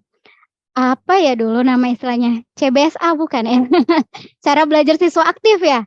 Jadi dulu itu guru saya bilang, ini tuh cara belajar siswa aktif. Terserah kalian, ini ya bukunya, belajar aja. Di saat itu, saya mikir, ini bukunya nggak ngomong, saya baca. Apa yang saya baca, teman saya baca, kalimatnya sama, tapi pemahamannya bisa beda. Kita butuh guru nih untuk bisa jelasin. Kita butuh guru nih untuk menjelaskan sekalimat ini aja gitu. Nah, itu tuh perannya. Ternyata di student center learning kita tuh nggak kehilangan peran. Pendidik tuh nggak kehilangan peran. Malah tuh penting banget untuk bisa siswa-siswa itu tuh dia udah belajar dan dia akan diskusi. Bapak, Ibu, saya udah baca ini nih. Saya udah baca bagian yang ini. Saya ngertinya seperti ini. Menurut Bapak Ibu Guru bagaimana ya? Dan kita akan mulai untuk diskusi di sana. Kita akan mulai untuk mengajak siswa-siswa kita mulai ke high order thinking skill-nya, mulai analisisnya, mulai evaluasinya. Oke, itu benar. Kamu dapetnya dari mana? Gimana nih gitu. Kan? Jadi seru tuh kalau misalnya udah proses belajarnya tuh ngobrol, diskusi. Wah, ini siswa saya yakin betah di dalam kelas nih. Udah kita nggak usah istirahat aja, boleh nggak gitu. Ini hal yang harus dipahami sebelum menerapin SCL adalah walaupun siswa itu adalah pusat di proses student center learning, tapi tetap aja dia adalah individu yang akan menerima pengetahuan. Jadi dia bukan sumber utama dari informasi tersebut. Dia adalah orang yang harusnya menerima ilmu pengetahuan dari kita yang sudah belajar lebih banyak, dari sumber-sumber yang sudah disediakan, dan bukan dianya yang jadi sumbernya, tapi dia yang jadi penerima. Jadi di sini center ini bukan sebagai sumber, tapi proses belajar ini akan disesuaikan dengan kebutuhannya, dengan learning need-nya siswa. Makanya tadi ada, coba cek dulu profil belajar.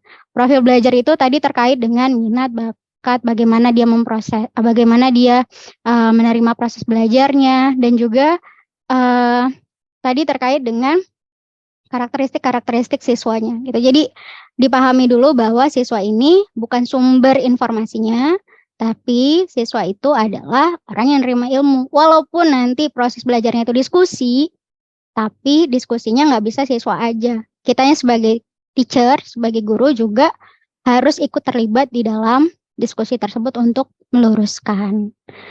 Ini peran-perannya Bapak Ibu guru. Jadi tadi kalau ada yang bilang SCL itu gurunya sebagai fasilitator, benar. Jadi guru akan bertindak sebagai fasilitator, kemudian menentukan goals dari proses pembelajaran, merancang strategi lingkungan belajar. Tadi mungkin ada Bapak Ibu guru yang, wah ini kalau belajar di dalam kelas terlalu jenuh, kita pindah aja yuk keluar kelas, gitu. Dan lain sebagainya. Kemudian membantu siswa mengakses informasi. Jadi bukan menyediakan informasi ya, tapi mengakses informasi yang ada. Jadi bukan serta-merta teachernya aja yang cari audio visualnya yang mana, enggak harus selalu, tapi Bapak Ibu guru bisa men-trigger siswa yang akhirnya mereka menemukan informasi-informasi tersebut dan nanti akan dibicarakan di dalam kelas. Menata, memprosesnya, kemudian dimanfaatkan. Dan yang terakhir menentukan pola penilaian hasil belajar siswa. Jadi tetap aja penilaian itu harus ada karena kita akan ngukur nih. Ini proses belajarnya udah selesai apa belum? Udah berhasil apa belum? Ini yang sering saya lurusin nih ke siswa-siswa kalau udah mulai ngeluh sama ujian.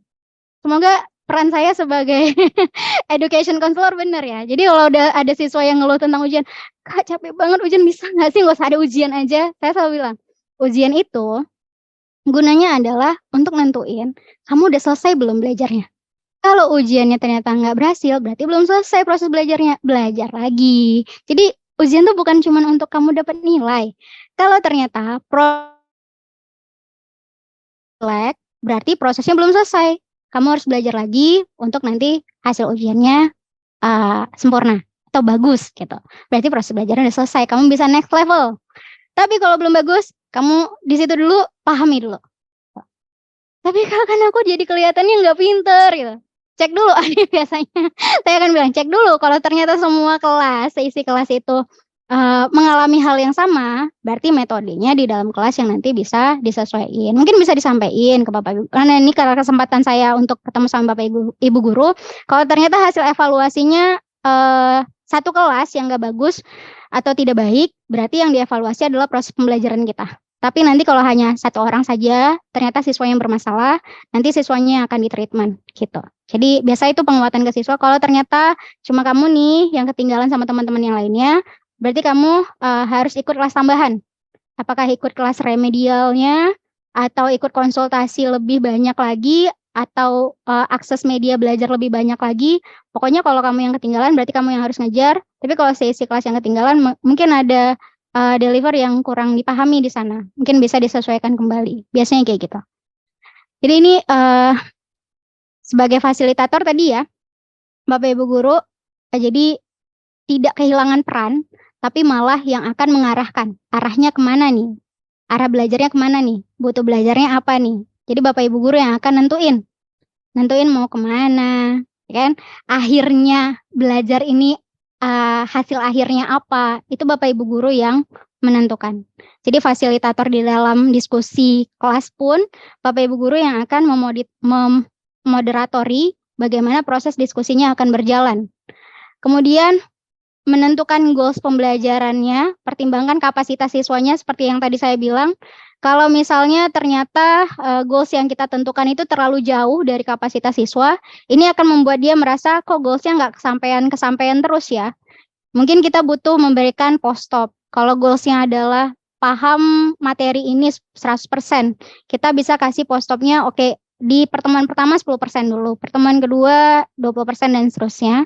Jadi Bapak Ibu guru bisa bebas menentukan hal tersebut sampai nanti siswa ngerasa tidak terbebani di proses belajarnya gitu. Kemudian menentukan strategi pembelajaran. Jadi yang memungkinkan siswa untuk explore, untuk cari tahu secara mandiri, mengidentifikasi proses-proses belajar yang ada, informasi-informasi yang harus dia dapetin dan dia pelajari. Intinya dia punya kesempatan untuk berperan aktif. Jadi strategi pembelajaran kita adalah siswa punya kesempatan di kelas kita untuk berperan aktif, untuk punya peran, untuk punya suara, untuk merasakan kesenangan, kebebasan berpendapat di dalam kelas kita. Nah ini, jadi nentuin strategi pembelajaran itu gimana ya?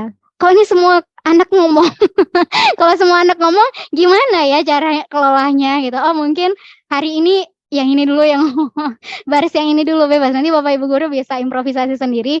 Tapi intinya setiap siswa di dalam kelas itu diusahakan tidak merasa terdiskriminasi dan oh ya udah yang ngobrol itu cuman yang pinter-pinter aja, saya mah nggak usah, jangan sampai kayak gitu. Jadi perasaan-perasaan seperti itu yang perlu kita tanamkan di diri kita dan di siswa dan bagaimana kita berempati ya. Bayangin aja kalau kita ada di posisi siswa dan kita kadang-kadang nggak nyambung kalau mau ngasih pendapat gitu ya. Gimana ya? Ya udah pilih diem aja. Nah, coba kita bayangin pada saat kita ada di posisi siswa seperti itu dan kita inginnya diapain sih? Kita inginnya di-trigger seperti apa sih? Nah, nanti kita akan melakukan hal tersebut ke siswa kita. Mengarahkan penerapan ilmu di kehidupan sehari-hari ini yang paling sekarang banyak dilakukan ya, Bapak Ibu, pembelajaran berbasis proyek. Jadi ini salah satu yang juga sangat digencarkan di Kurmer, di kurikulum Merdeka. Bagaimana nanti siswa-siswa ini, memang kalau di berbasis proyek ini, kita high order thinking skill-nya terasa banget. Mulai dari analisisnya, evaluasinya, sampai nanti create sesuatu. Karena ada yang dihasilkan karyanya. Jadi nggak cuman kalau praktikum mungkin dia cuman mencontoh saja, tapi kalau di sini dia akan buat sesuatu yang baru, sejadi itu. Dan ini sangat-sangat jadi kesempatan Bapak Ibu guru untuk bisa menerapkan untuk bisa menggunakan peran mengarahkan penerapan ilmu di kehidupan sehari-hari. Gitu dari proses PJBL ini. Dan yang terakhir nih, menentukan pola penilaian siswa tadi. Jadi usahakan kalau apa yang kita ukur itu relevan dengan kompetensi yang kita tuju. Jadi kalau memang kompetensinya dalam pengetahuan, ya kita akan cek pengetahuannya seperti apa. Kalau keterampilan, ya keterampilannya. Tapi di luar dari ini nih, karena saya yakin kalau pola penilaian, pasti Bapak Ibu guru lebih mahir gitu ya. Karena udah buat pola penilaian udah sekian lama mungkin. Tapi yang mau saya titik beratkan di sini adalah apresiasi ini. Jadi menilai siswa itu nggak cuma berdasarkan nilainya saja, tapi juga bagaimana kita apresiasi sekecil apapun proses pembelajaran yang dia lakukan. Bapak Ibu guru nih saya sering lihat viral di sosmed nih. Bapak Ibu guru ada yang suka yang juga menerapkan sampel, good, excellent, hebat, dan lain sebagainya. Ada yang menerapkan itu juga kah? Jadi dia memberikan afirmasi ke siswa-siswa, nggak cuma nilai 100, 100 atau 80, 90 enggak, tapi selalu ada yang selalu ya, selalu memberikan afirmasi good, excellent, bagus, itu sampai ada stempelnya, keren banget. Kalau ada yang mau boleh silakan. Jadi ternyata secara psikologis ya, pada saat kita menerima afirmasi atas kecil apapun usaha kita, itu akan sangat menyenangkan dan membuat kita termotivasi untuk melakukan hal tersebut kembali. Sesimpel kita dibilang makasih aja udah bantuin orang nyebrang. Makasih ya, itu rasanya wah gimana gitu, rasanya kalau bisa nih bantuin orang nyebrang terus gitu ya. Nah itu yang dirasakan oleh siswa-siswa kita. Pada saat dia mau belajar, mau bertanya dan kita bilang, terima kasih sudah bertanya, terima kasih sudah menjawab, terima kasih sudah aktif di kelas ini, tepuk tangan dulu untuk kita hari ini. Nah itu adalah afirmasi yang mungkin kadang sering kita lupakan. Jadi kita bisa, oke, tepuk tangan dulu yuk untuk kita hari ini. Wah, semangat ya. Ternyata sudah bisa mengikuti kelas ini dengan baik. Boleh tepuk tangan Bapak Ibu guru. Ini udah mau akhir ses ini soalnya. Dari semua peran tadi, sangat penting bagi guru untuk dapat berempati, intinya itu. Empati sama kondisi siswa. Siswa itu bukan nggak mau belajar. Cuma dia belum dapat feel-nya aja. Dan tugas kita sebagai pendidik, sebagai guru adalah bagaimana menumbuhkan feel tersebut, mood baik itu untuk dia juga tertarik di proses pembelajarannya kita. Sampai dia nunggu-nunggu. Saya pengen nih ikut kelas ini nih gitu. Nah, jadi itu yang akan kita lakukan. Bagaimana kita ingin diperhatikan siswa, begitu juga kita akan memperhatikan mereka. Gitu. Jadi student center learning ini akan sangat-sangat membuat emotion siswa untuk mau belajar tuh. Jadi kalau EQ-nya gitu ya, emotional quotient-nya tuh bisa meningkat. Oh, dia akan senang sekali belajar, dia akan termotivasi, dia akan terabsorpsi bilangnya, terhanyut, sampai dia ngerasa nggak sadar nih udah lama nih proses belajar udah 3 jam, dia nggak berasa. Wah, kayaknya seru banget ya belajarnya. Nah itu yang akan kita inginkan. Ini yang bisa saya sampaikan. Yang tadi beberapa interaksi kita banyaknya dari kolom chat. Bapak Ibu Guru, terima kasih sekali. Ini mungkin kita tepuk tangan dulu ya. Bapak Ibu Guru boleh memberikan reaction tepuk tangan dulu untuk mengikuti sesi hari ini.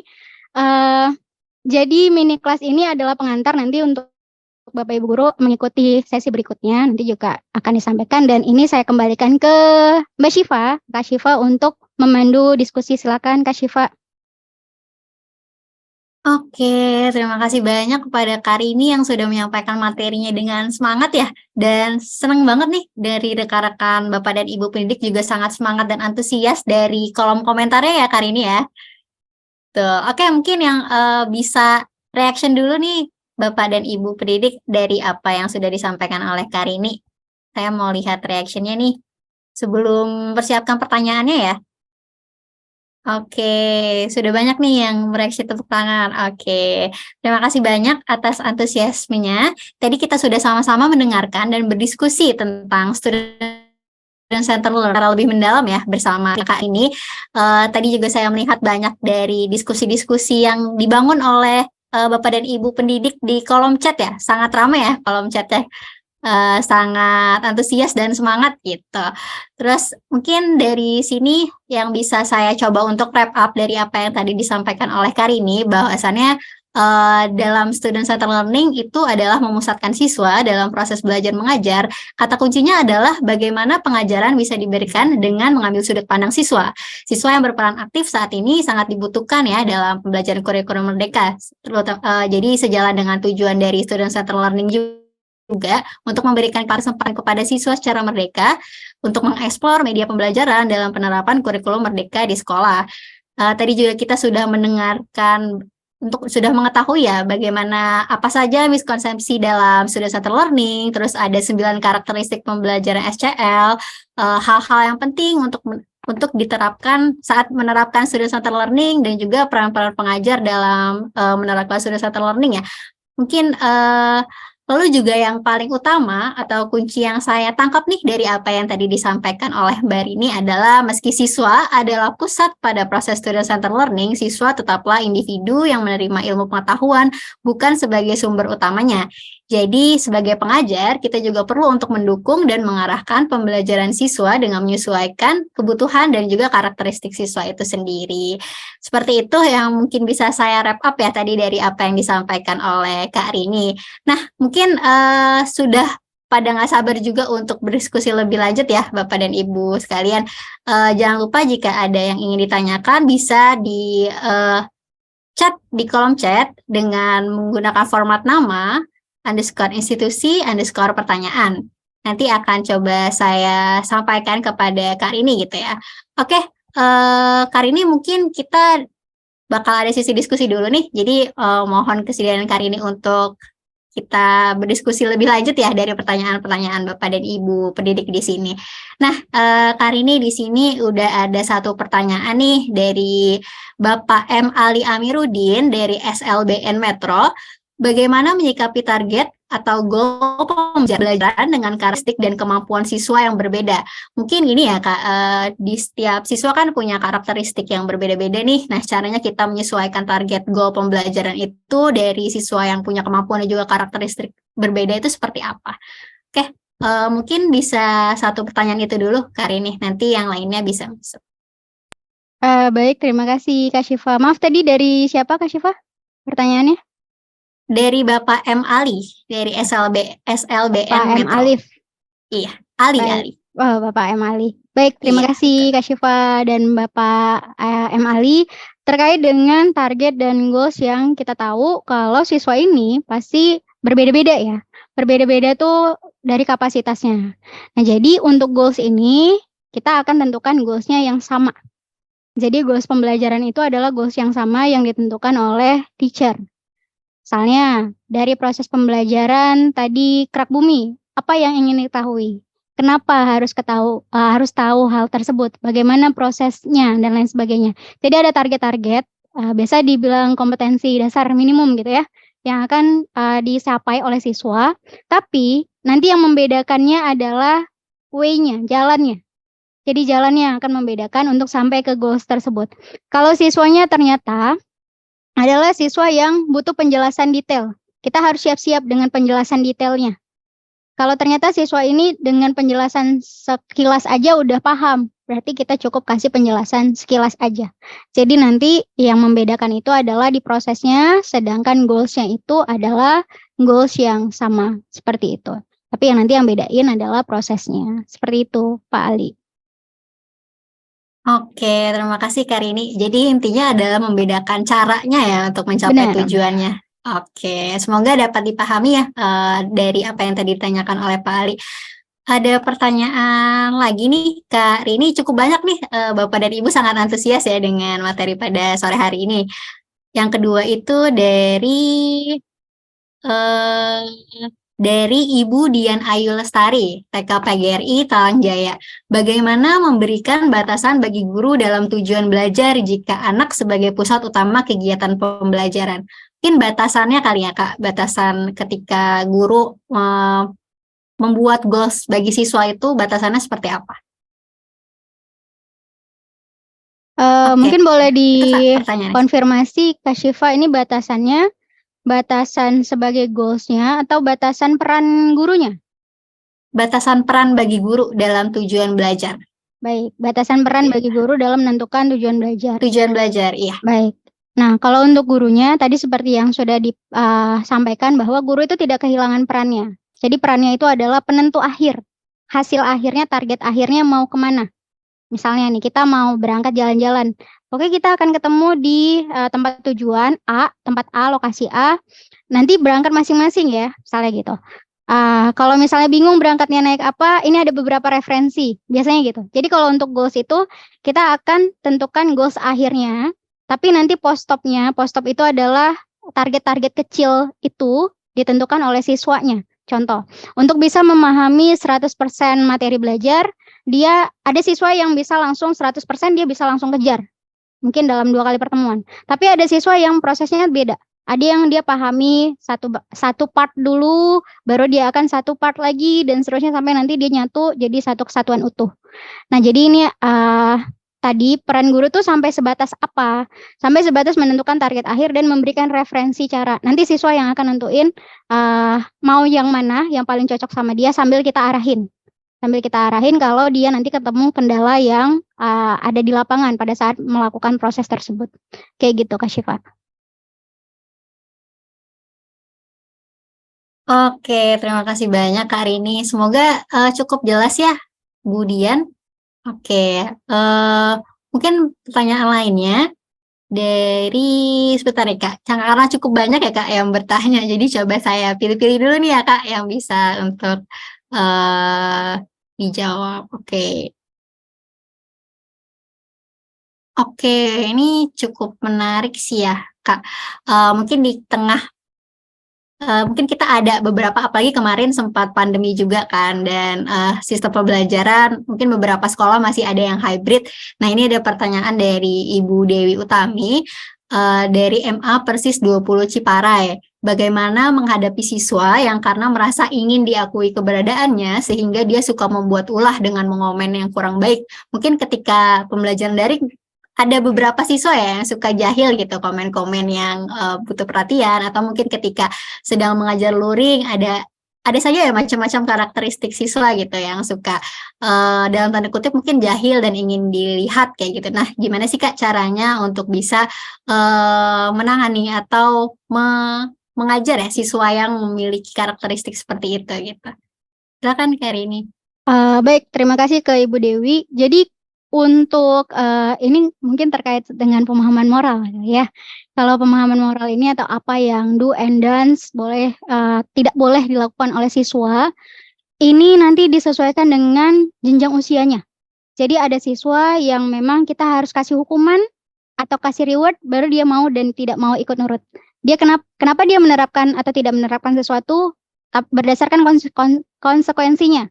Jadi, oh saya kena marah nih, saya nggak akan ulangin lagi. Oh saya dipuji, saya akan ulangin lagi. Nah itu kalau tahapnya adalah biasanya anak SD tuh, anak SD. Nah kalau dia udah mulai naik jenjang, dia udah mulai paham tentang malu kalau misalnya melakukan hal tersebut. Jadi yang dikenakan adalah efek jera terkait moralnya. Malu nggak kalau kayak gitu? Kamu nggak malu ngucapin hal-hal seperti itu gitu. Nah nanti kalau dia makin gede lagi, biasanya ini sudah ke etika universal yang memang diterapkan di seluruh tataran masyarakat, bisa jadi yang memang sudah ada norma etikanya dan kita sudah bisa sampaikan kalau di kita di kelas sebaiknya itu dilakukan atau tidak. Ini sesuai etika atau tidak. Nah, dia sudah mulai paham ini sesuai etika atau tidak. Jadi tadi kalau pertanyaannya adalah bagaimana menghadapi siswa yang seperti itu. Kita lihat dulu kita lihat dulu di usia perkembangannya. Usia perkembangannya ini yang mana? Kalau memang harus dapat reward dan hukuman, berarti kita akan pakai sistem behavioral, berarti pakai perilaku, pakai punishment atau reward. Tapi kalau misalnya dia udah mulai dewasa atau mulai remaja, kita udah bisa tanamkan pemahaman moralnya bahwa hal tersebut adalah sesuatu yang memalukan. Kalau memang dia melakukan hal tersebut untuk mendapatkan pengakuan, beberapa ini yang saya sering temui di lapangan, itu siswa-siswa seperti ini diberikan peran. Jadi diberikan peran supaya dia merasa bahwa dirinya memang ada di dalam kelas dan bisa diberikan afirmasi seperti kamu tuh sebenarnya gitu ya. Kamu tuh sebenarnya adalah anak yang baik loh, yang rajin. Kenapa? Kok ngomongnya kayak gitu? Ada yang ingin kamu sampaikan, boleh tapi jangan di sini gitu. Dan kalau ini pengalaman saya pribadi ya. Kalau siswanya menyampaikan dengan gamblang di chat everyone, saya akan tegur tegas karena menjadi contoh untuk teman-temannya.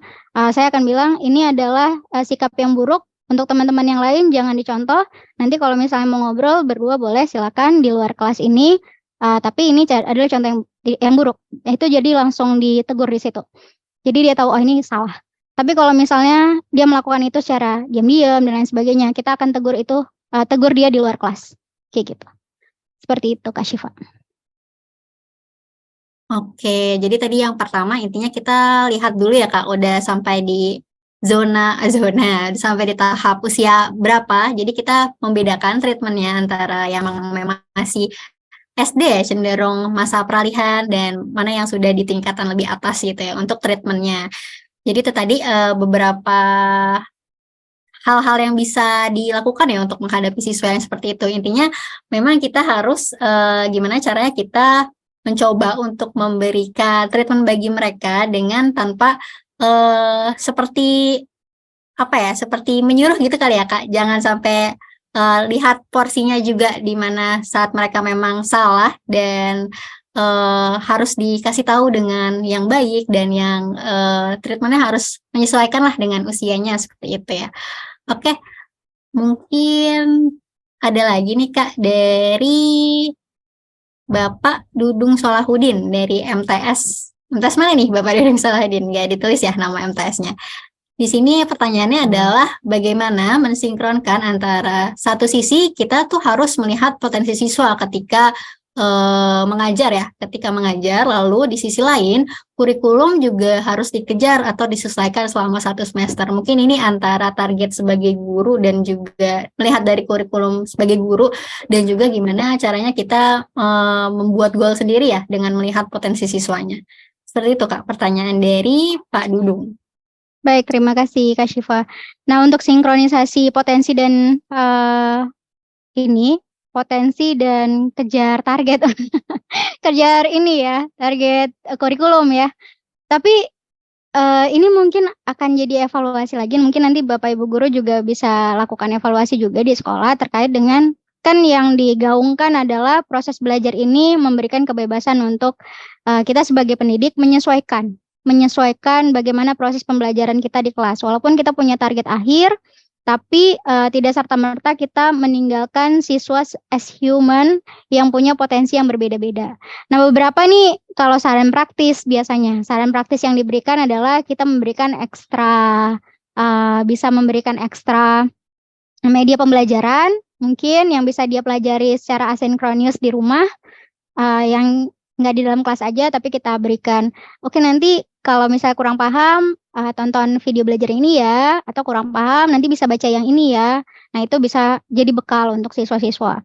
Atau memberikan biasanya beberapa siswa yang ketinggalan ini diberikan kelas remedial, biasanya ini sih, untuk bisa mengejar ketertinggalan. Yang perlu kita kuatkan untuk siswa adalah pada saat dia potensinya jauh dari target yang dikejar di kurikulum, bukan karena dia tidak pintar. Bisa jadi memang potensi optimalnya tidak di akademik, tapi di non-akademik.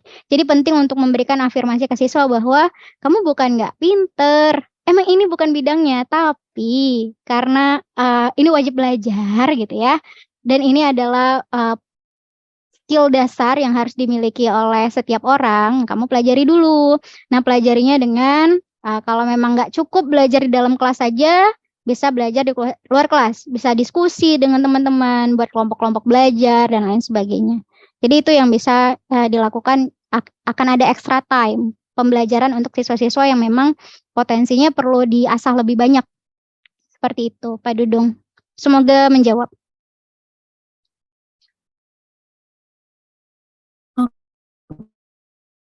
Oke, cukup panjang nih, Kak Rini. Mungkin saya izin membacakan beberapa pertanyaan lagi ya.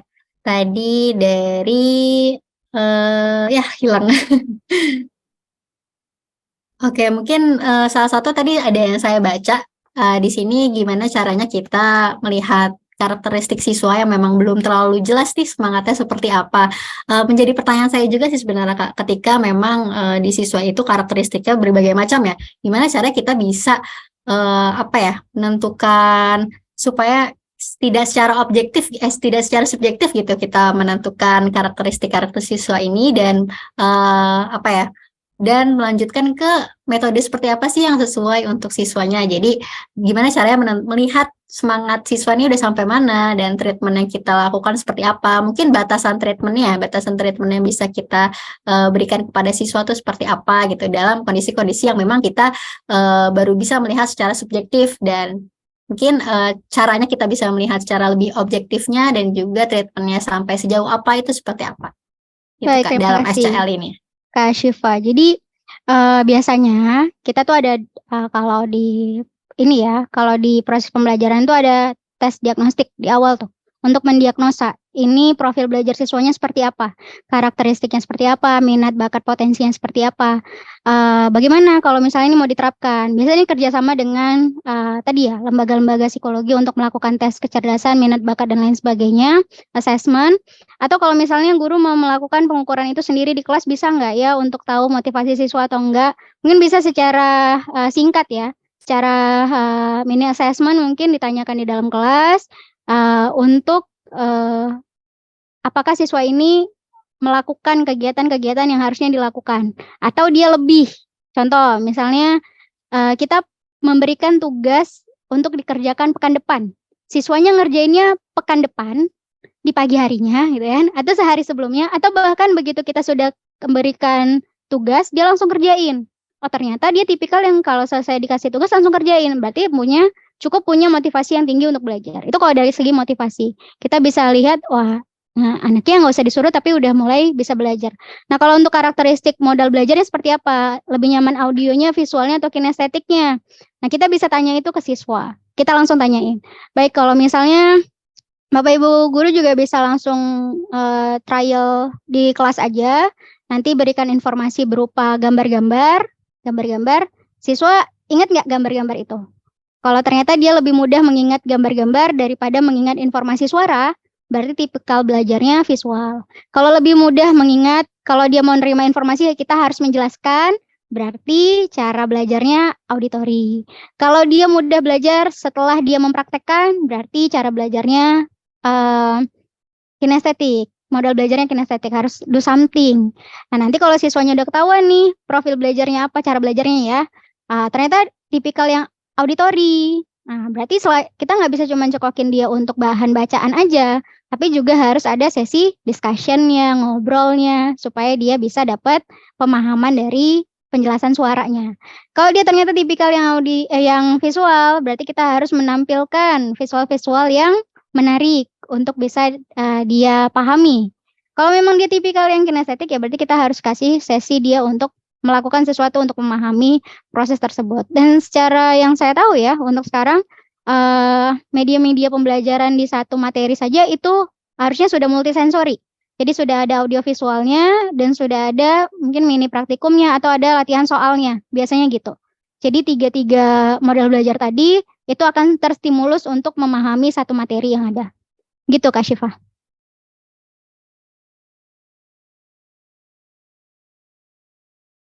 Oke, terima kasih banyak Kak Rini. Cukup menjelaskan ya. Semoga tadi dari beberapa pertanyaan-pertanyaan ada yang mirip juga nih dengan pertanyaan yang tadi dapat menjelaskan ya. Berarti seperti kalau semisalkan nih Kak dari kan siswa ada yang low, middle atau high gitu dalam pembelajarannya ya. Mungkin ketika dalam pembelajarannya dinilai dan sebagainya itu juga penerapannya sama ya seperti yang tadi Kak Rini sampaikan ya untuk menentukan gimana cara mereka men-treatment mereka gitu, apakah sama? Oh baik, kalau misalnya dia terkait dengan potensi kecerdasannya ya, berarti low, middle, high. Iya, Nah, potensi kejadian. ini kan dia kalau tadi cara dia menerima informasi, kalau yang low, middle, high ini kemampuan dia untuk mengolah informasi. Jadi kalau misalnya dia biasanya ya yang lebih ada di kategori low, berarti butuh stimulus lebih banyak. Nah, nanti cara men-triggernya adalah kita harus memberikan dia stimulus lebih banyak. Kalau memang tadi kita kombinasi ini, dia low dengan cara belajarnya auditori, berarti cara untuk diajak diskusi harus lebih sering. Jadi nggak cukup sekali aja, harus sering-sering diajak diskusi gitu. Atau dia tipikalnya yang pembelajaran praktis, praktikum. Jadi kalau misalnya dia mau dipahamkan dengan tadi kondisinya low, dia harus diajak untuk praktik banyak-banyak gitu. Ngerjain soal banyak-banyak supaya dia bisa paham kayak gitu. Jadi tetap disesuaikan antara model belajarnya dengan kapasitas belajarnya. Jadi kapasitas belajar ini Kak Syifa, ini akan terkait dengan seberapa banyak stimulus yang dia butuhkan untuk sampai akhirnya dia bisa memproses informasi ini dengan penuh gitu. Jadi seberapa banyak dia harus sering belajar, intinya itu. Oke, terima kasih Kak Rini. Jadi memang harus disinkronisasikan ya antara keduanya gitu. Baik itu dari bagaimana cara mereka menangkap informasi maupun dari cara mereka belajar dan sebagainya karakteristiknya. Oke, mungkin kita buka untuk 2 pertanyaan lagi kali ya Kak Rini di sini. Sebentar. Oke, mungkin di sini dari ada yang bertanya nih Kak Rini terkait dengan reward ya.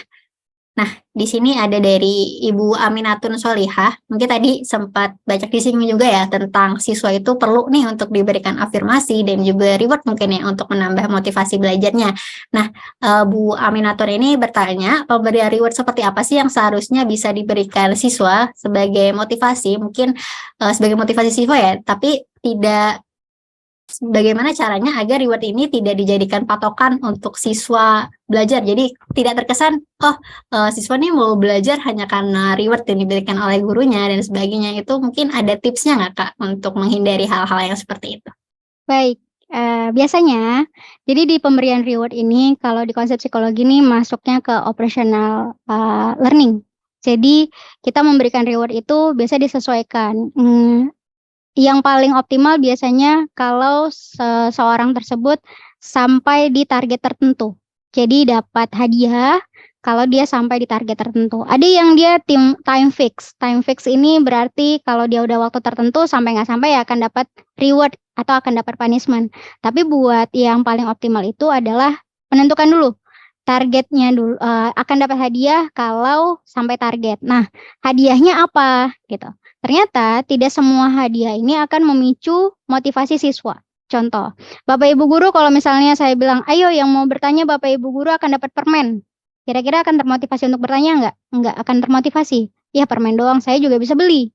Nah kita jadi akan lihat baseline-nya siswa. Baseline-nya itu adalah dia mulai menerima sesuatu atau menganggap sesuatu yang berharga itu apa.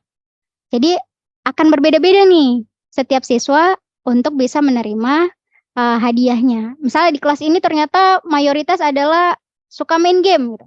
Ayo siapa yang hari ini dapat nilai tanpa nyontek dan benar-benar mengikuti pembelajaran akan dapat diamond. Mungkin akan banyak yang ikutan gitu ya, akan banyak yang aktif. Atau bisa jadi afirmasi sesimpel terima kasih, maaf, terus tolong, atau good, excellent, dan lain sebagainya, itu sudah cukup untuk bisa menghargai prosesnya siswa. Jadi biasanya yang disarankan itu adalah untuk daily, untuk afirmasi daily atau hadiah-hadiah kecil setiap hari, itu kita bilangnya kayak token ekonomi, atau kita berikan kecil sampai nanti terkumpul jadi besar. Baru kita akan kasih reward yang besar. Jadi nggak langsung memberikan reward yang besar saja, tapi ada afirmasi-afirmasi kecil yang dilakukan sesering mungkin ke siswa-siswa untuk dia bisa merasakan bahwa usahanya sedang dihargai. Jadi ternyata ini kondisi di lapangan ya Bapak Ibu yang saya temuin, siswa-siswa yang dapat afirmasi sering setiap hari, wah selamat ya, wah ini kelas aktif banget, coba tepuk tangan dulu gitu. Mereka tepuk tangan, terus habis itu kita bilang terima kasih udah bertanya, terima kasih sudah memberikan tanggapan dan lain sebagainya. Dia merasa dihargai, dia udah nggak kepikiran lagi sama hadiah besar di akhir. Walaupun kalau dapat ya senang juga, tapi kalaupun nggak dapat, dia sudah bahagia menjalankan proses yang kecil-kecil tadi. Gitu. Jadi afirmasi yang sesimpel, kita anggap simpel, tapi buat siswa-siswa itu sangat berharga. Gitu. Jadi kita bisa memberikan afirmasi tersebut untuk siswa-siswa. Benar. Gitu Kak Syifa. Oke, menarik. Menarik banget nih Kak Rini. Berarti dari hal itu nih, semisal nih kita menemukan siswa yang memang pasif banget dan tidak ada semangatnya sama sekali. Ini juga salah satu pertanyaan dari Ibu Ebah Nurmaibah ya, dari SDN Pargalayu. Nah, di sini ketika hal tersebut ditemui, siswa yang memang pasif dan tidak ada semangat, reward ini apakah bisa menjadi salah satu solusinya, ataukah memang ada tips lain nih Kak untuk menghadapi siswa yang seperti ini? Baik, tadi yang Atau terkait afirmasi sama tadi ya? siswa pemalu ya. Iya, Kalau pasif siswanya, banget, mungkin gak ada semangat sama sekali. benar, kalau siswanya pemalu gimana nih gitu. Biasa kalau siswa pemalu dia mau berkompetisi juga, enggak tertarik Kak Syifa. Ini dia. Jadi kalau kondisi psikologisnya itu adalah dia lebih baik tidak terlihat berkompetisi daripada harus menunjukkan dirinya dan dia malu. Jadi malu ini bisa terjadi kalau dia malu menang, malu kalah, menang aja malu apalagi kalah kayak gitu. Nah, terus bagaimana memberikan afirmasi ke siswa-siswa seperti ini? Tadi bisa dengan afirmasi simpel yang semua siswa juga dapat kok gitu. Jadi ibaratnya gini, semua siswa dapat, dia aja yang nggak dapat. Semua siswa dapat, dia aja yang nggak dapat. Pasti rasanya aneh kan? Aku juga pengen dapat. Kayak tadi, semua siswa dapat stempel good, excellent. Dianya nggak dapat. Aku juga pengen dapat. Gitu. Akhirnya dia akan tergerak. Nah, jadi kita nggak iming-imingin, ayo siapa yang mau maju akan dapat hadiah besar nih. Itu bisa jadi nggak memotivasi dia. Tapi begitu dia lihat, wah sekeliling saya nih dapat afirmasi, kok saya nggak dapat, saya juga pengen gitu. Biasanya nge-triggernya kayak gitu Kak Syifa untuk siswa-siswa yang pemalu.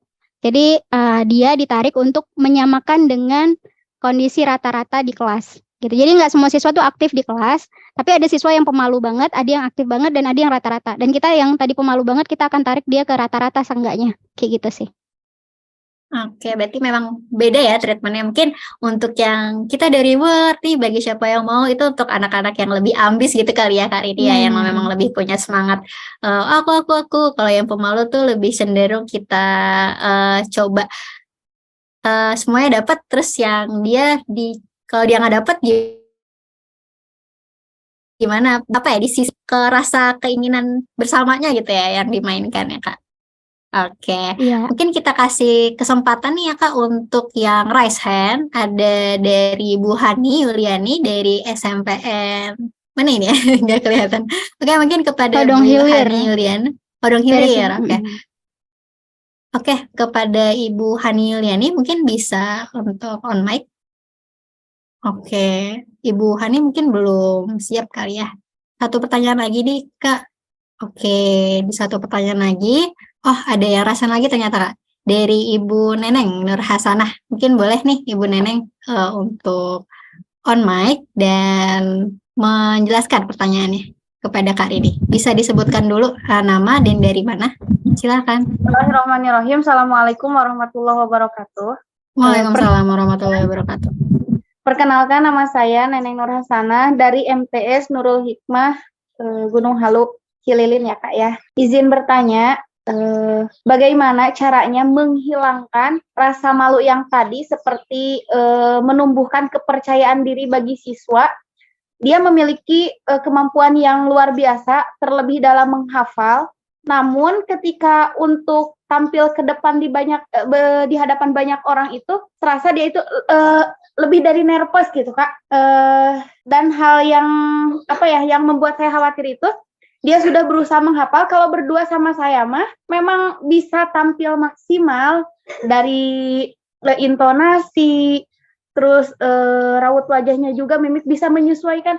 Namun ketika ditampilkan di hadapan banyak teman, jangankan lebih dari teman sekelas gitu, dia itu gugupnya keluar, tidak ada jangankan untuk berbicara lantang, untuk gerakan saja tidak ada dan keluar keringat. Itu seperti itu. Saya memiliki siswa seperti itu. Namun dia memiliki kemampuan kalau dia dikasih hafalan teks atau hafalan surat-surat itu sangat cepat sekali dibanding siswa yang memiliki nilai akademik terbaik di kelas seperti itu Kak. Syukron. Assalamualaikum warahmatullahi wabarakatuh. Waalaikumsalam warahmatullahi wabarakatuh. Gimana Kak Syifa? Waalaikumsalam warahmatullahi wabarakatuh. Oke, mungkin bisa langsung dijawab Langsung aja dijawab Kak aja Rini ya, dari Kak pertanyaan. Syifa. Iya, silakan Kak Rini. Baik, jadi mungkin siswanya Bu Neneng ini juga ada nih di kelas Bapak Ibu yang lain. Malu banget padahal mah bisa gitu ya. Terus gimana nih kalau misalnya kita punya siswa yang potensinya luar biasa tapi tidak optimal karena kondisi tadi, apakah karakternya malu dan lain sebagainya. Nah, biasanya kita akan tanya dulu nih, apa yang menyebabkan dia malu? Jadi triggernya ditemukan dulu. Apakah triggernya karena dia di keramaian tertentu, tapi kalau di orang-orang yang dia nyaman, dia nggak malu, atau hanya pemahaman atau kepercayaan yang tidak rasional. Jadi kalau saya tampil nanti saya diketawain, kalau saya tampil nanti saya salah gimana? Nah ini kan pemikiran yang nggak rasional. Nah kalau mulai pemikiran yang nggak rasional berarti kita harus lurusin, kita harus counter. Jadi kalau misalnya nanti kalau saya tampil saya diketawain, nah kita akan bilang, kamu barusan tampil tapi ibu nggak ketawa gitu.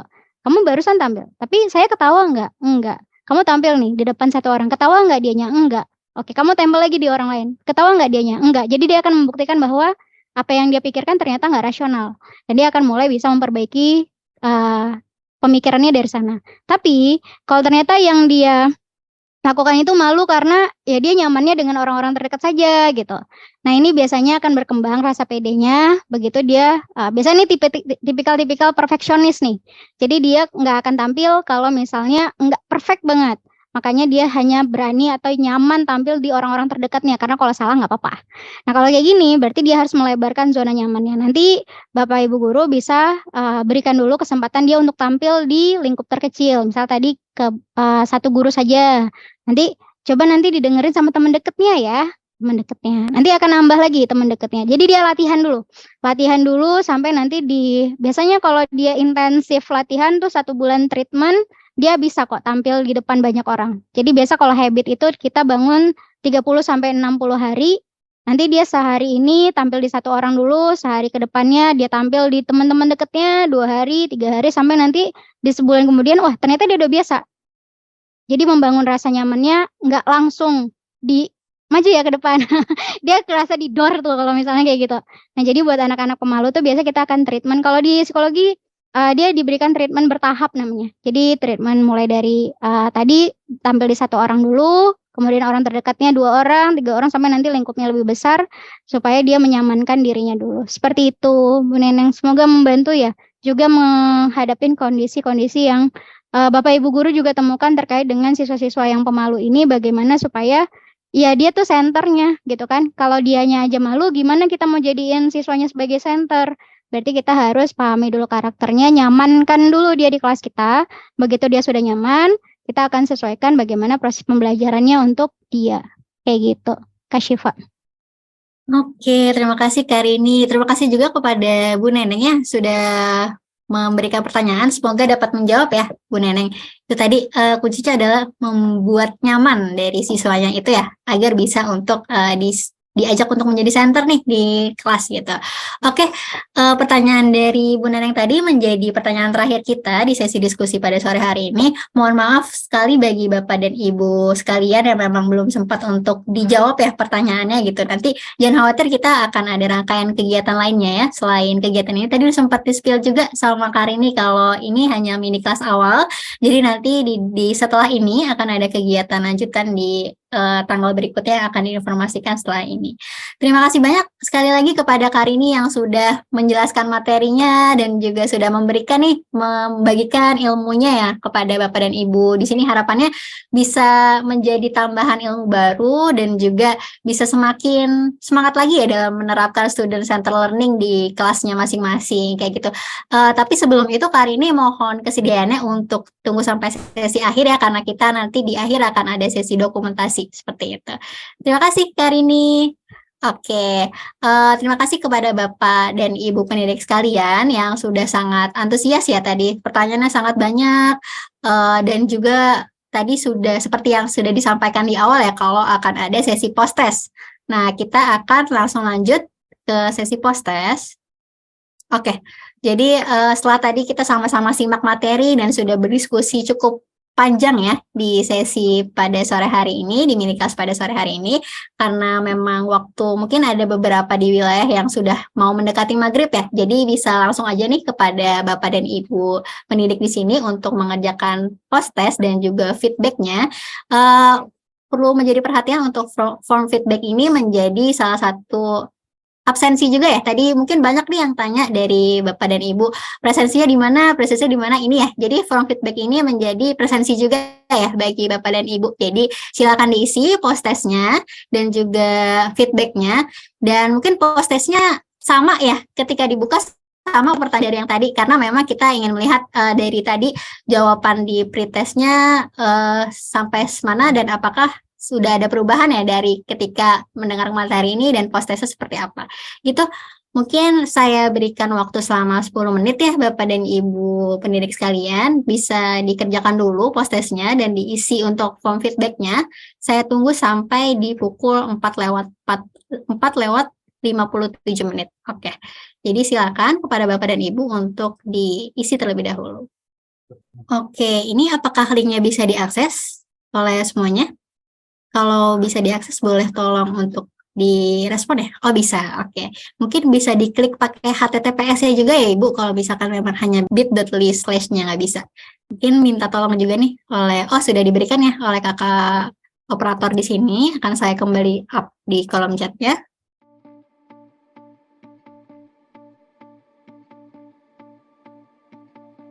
Dalamnya lautan akan kuarungi, gunung yang menjulang pastikan ku daki. Rintangan yang datang takkan menghalangi segala niat yang telah kita yakini. Kadang aku harus menyatu dan juga saling melengkapi untuk menggapai semua mimpi menjadi yang terbaik. Jangan pernah menyerah, menaklukkan dunia. Jangan berhenti untuk terus berjuang jadi pemenang. Tetap semangat ini takkan pernah habis selama kita terus bersama. Meski berbeda, kita pasti bisa. Jangan putus asa menghadapi cobaan. Yakin dan percaya itulah kuncinya. Kadang aku harus menyatu dan juga saling melengkapi untuk menggapai semua mimpi menjadi yang terbaik.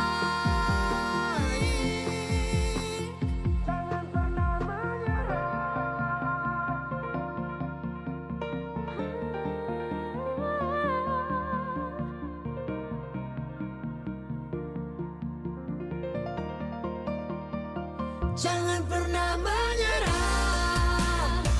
menaklukkan dunia.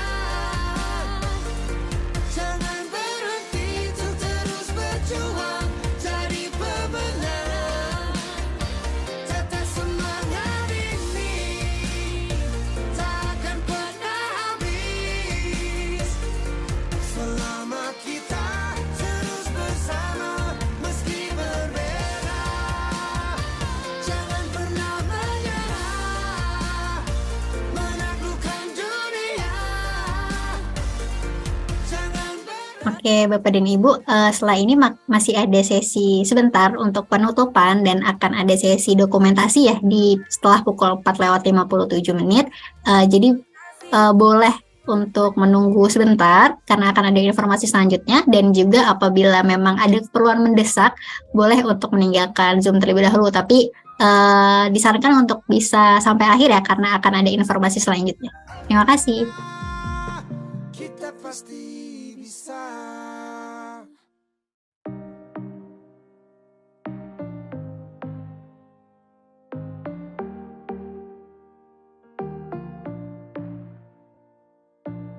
Setiap saat, setiap waktu, keringat basahi tubuh.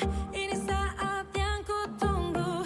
Hari ini ku buktikan, ku yakin aku kan menang.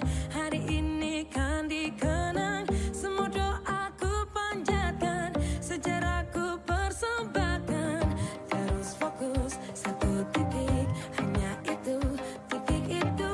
Tetap fokus, kita kejar, lampaui batas. Terus fokus, satu titik, hanya itu, titik itu. Tetap fokus, kita kejar, dan raih bintang.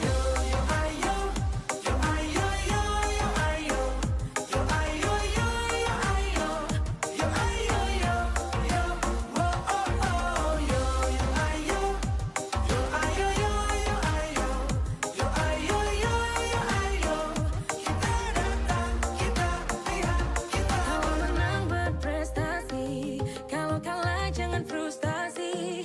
Kalau menang solidaritas, kita galang sportivitas. Kalau menang berprestasi, kalau kalah jangan frustasi. Kalau menang solidaritas, kita galang sportivitas. Oh, oh, oh.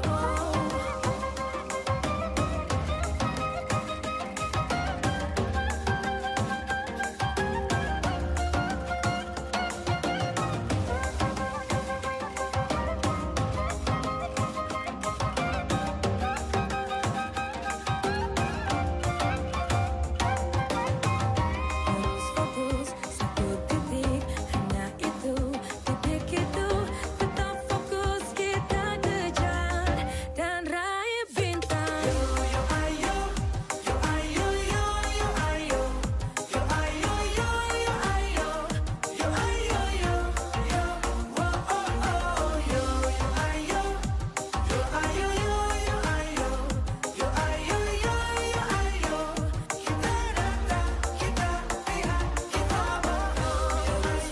satu titik,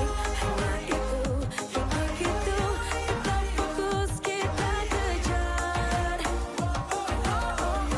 Terus fokus, satu titik, hanya itu, titik itu. Tetap fokus, kita kejar, dan raih bintang.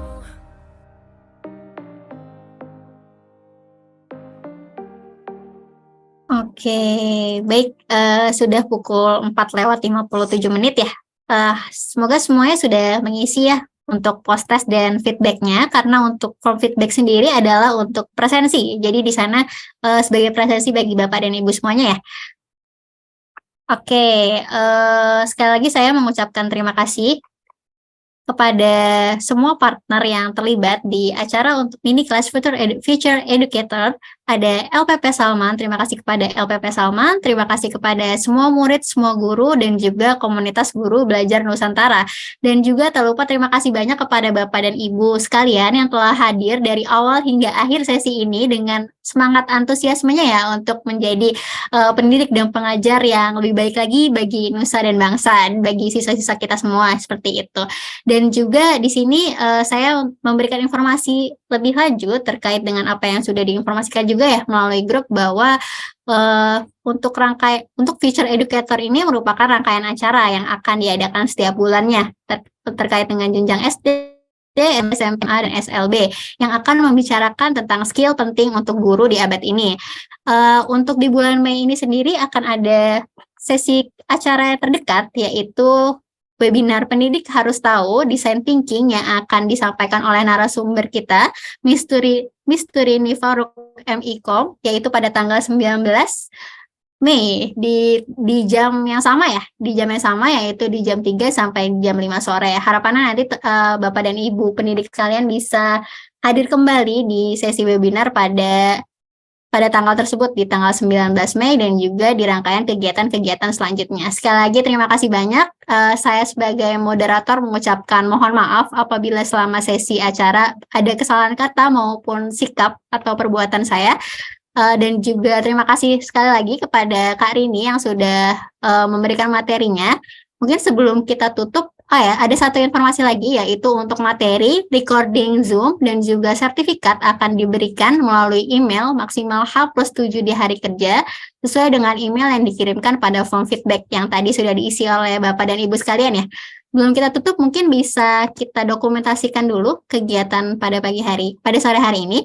Mohon untuk Bapak dan Ibu jika belum on cam dan berkenan untuk on cam, silakan untuk on cam terlebih dahulu.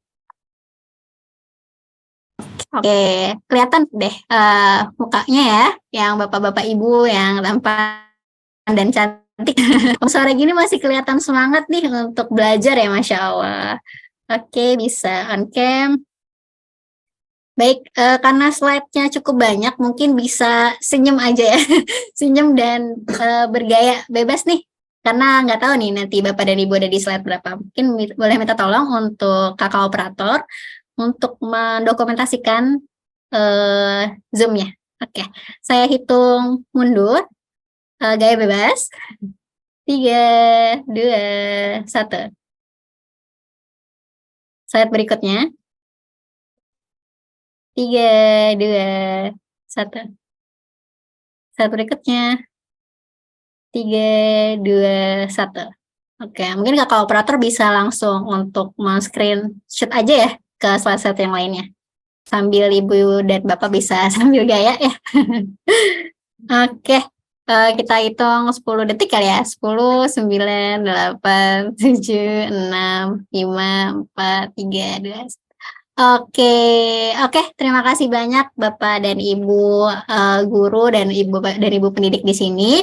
Sekali lagi terima kasih dan ditunggu kehadirannya untuk di rangkaian kegiatan selanjutnya yaitu di tanggal 19 Mei 2023 di jam 3 sampai jam 5 sore. Informasi lebih lanjut akan disampaikan melalui grup. Oke, terima kasih sekali lagi saya ucapkan, saya akhiri. Wassalamualaikum warahmatullahi wabarakatuh. Selamat sore. Sehat-sehat Bapak dan Ibu sekalian. Dalamnya lautan akan kuarungi, gunung yang menjulang pastikan ku daki. Rintangan yang datang takkan menghalangi segala niat yang telah kita yakini. Kadang aku harus menyatu dan juga saling melengkapi untuk menggapai semua mimpi menjadi yang terbaik. Jangan pernah menyerah, menaklukkan dunia. Jangan berhenti untuk terus berjuang jadi pemenang. Tetap semangat ini takkan pernah habis selama kita terus bersama. Meski berbeda, kita pasti bisa. Jangan putus asa menghadapi jodoh.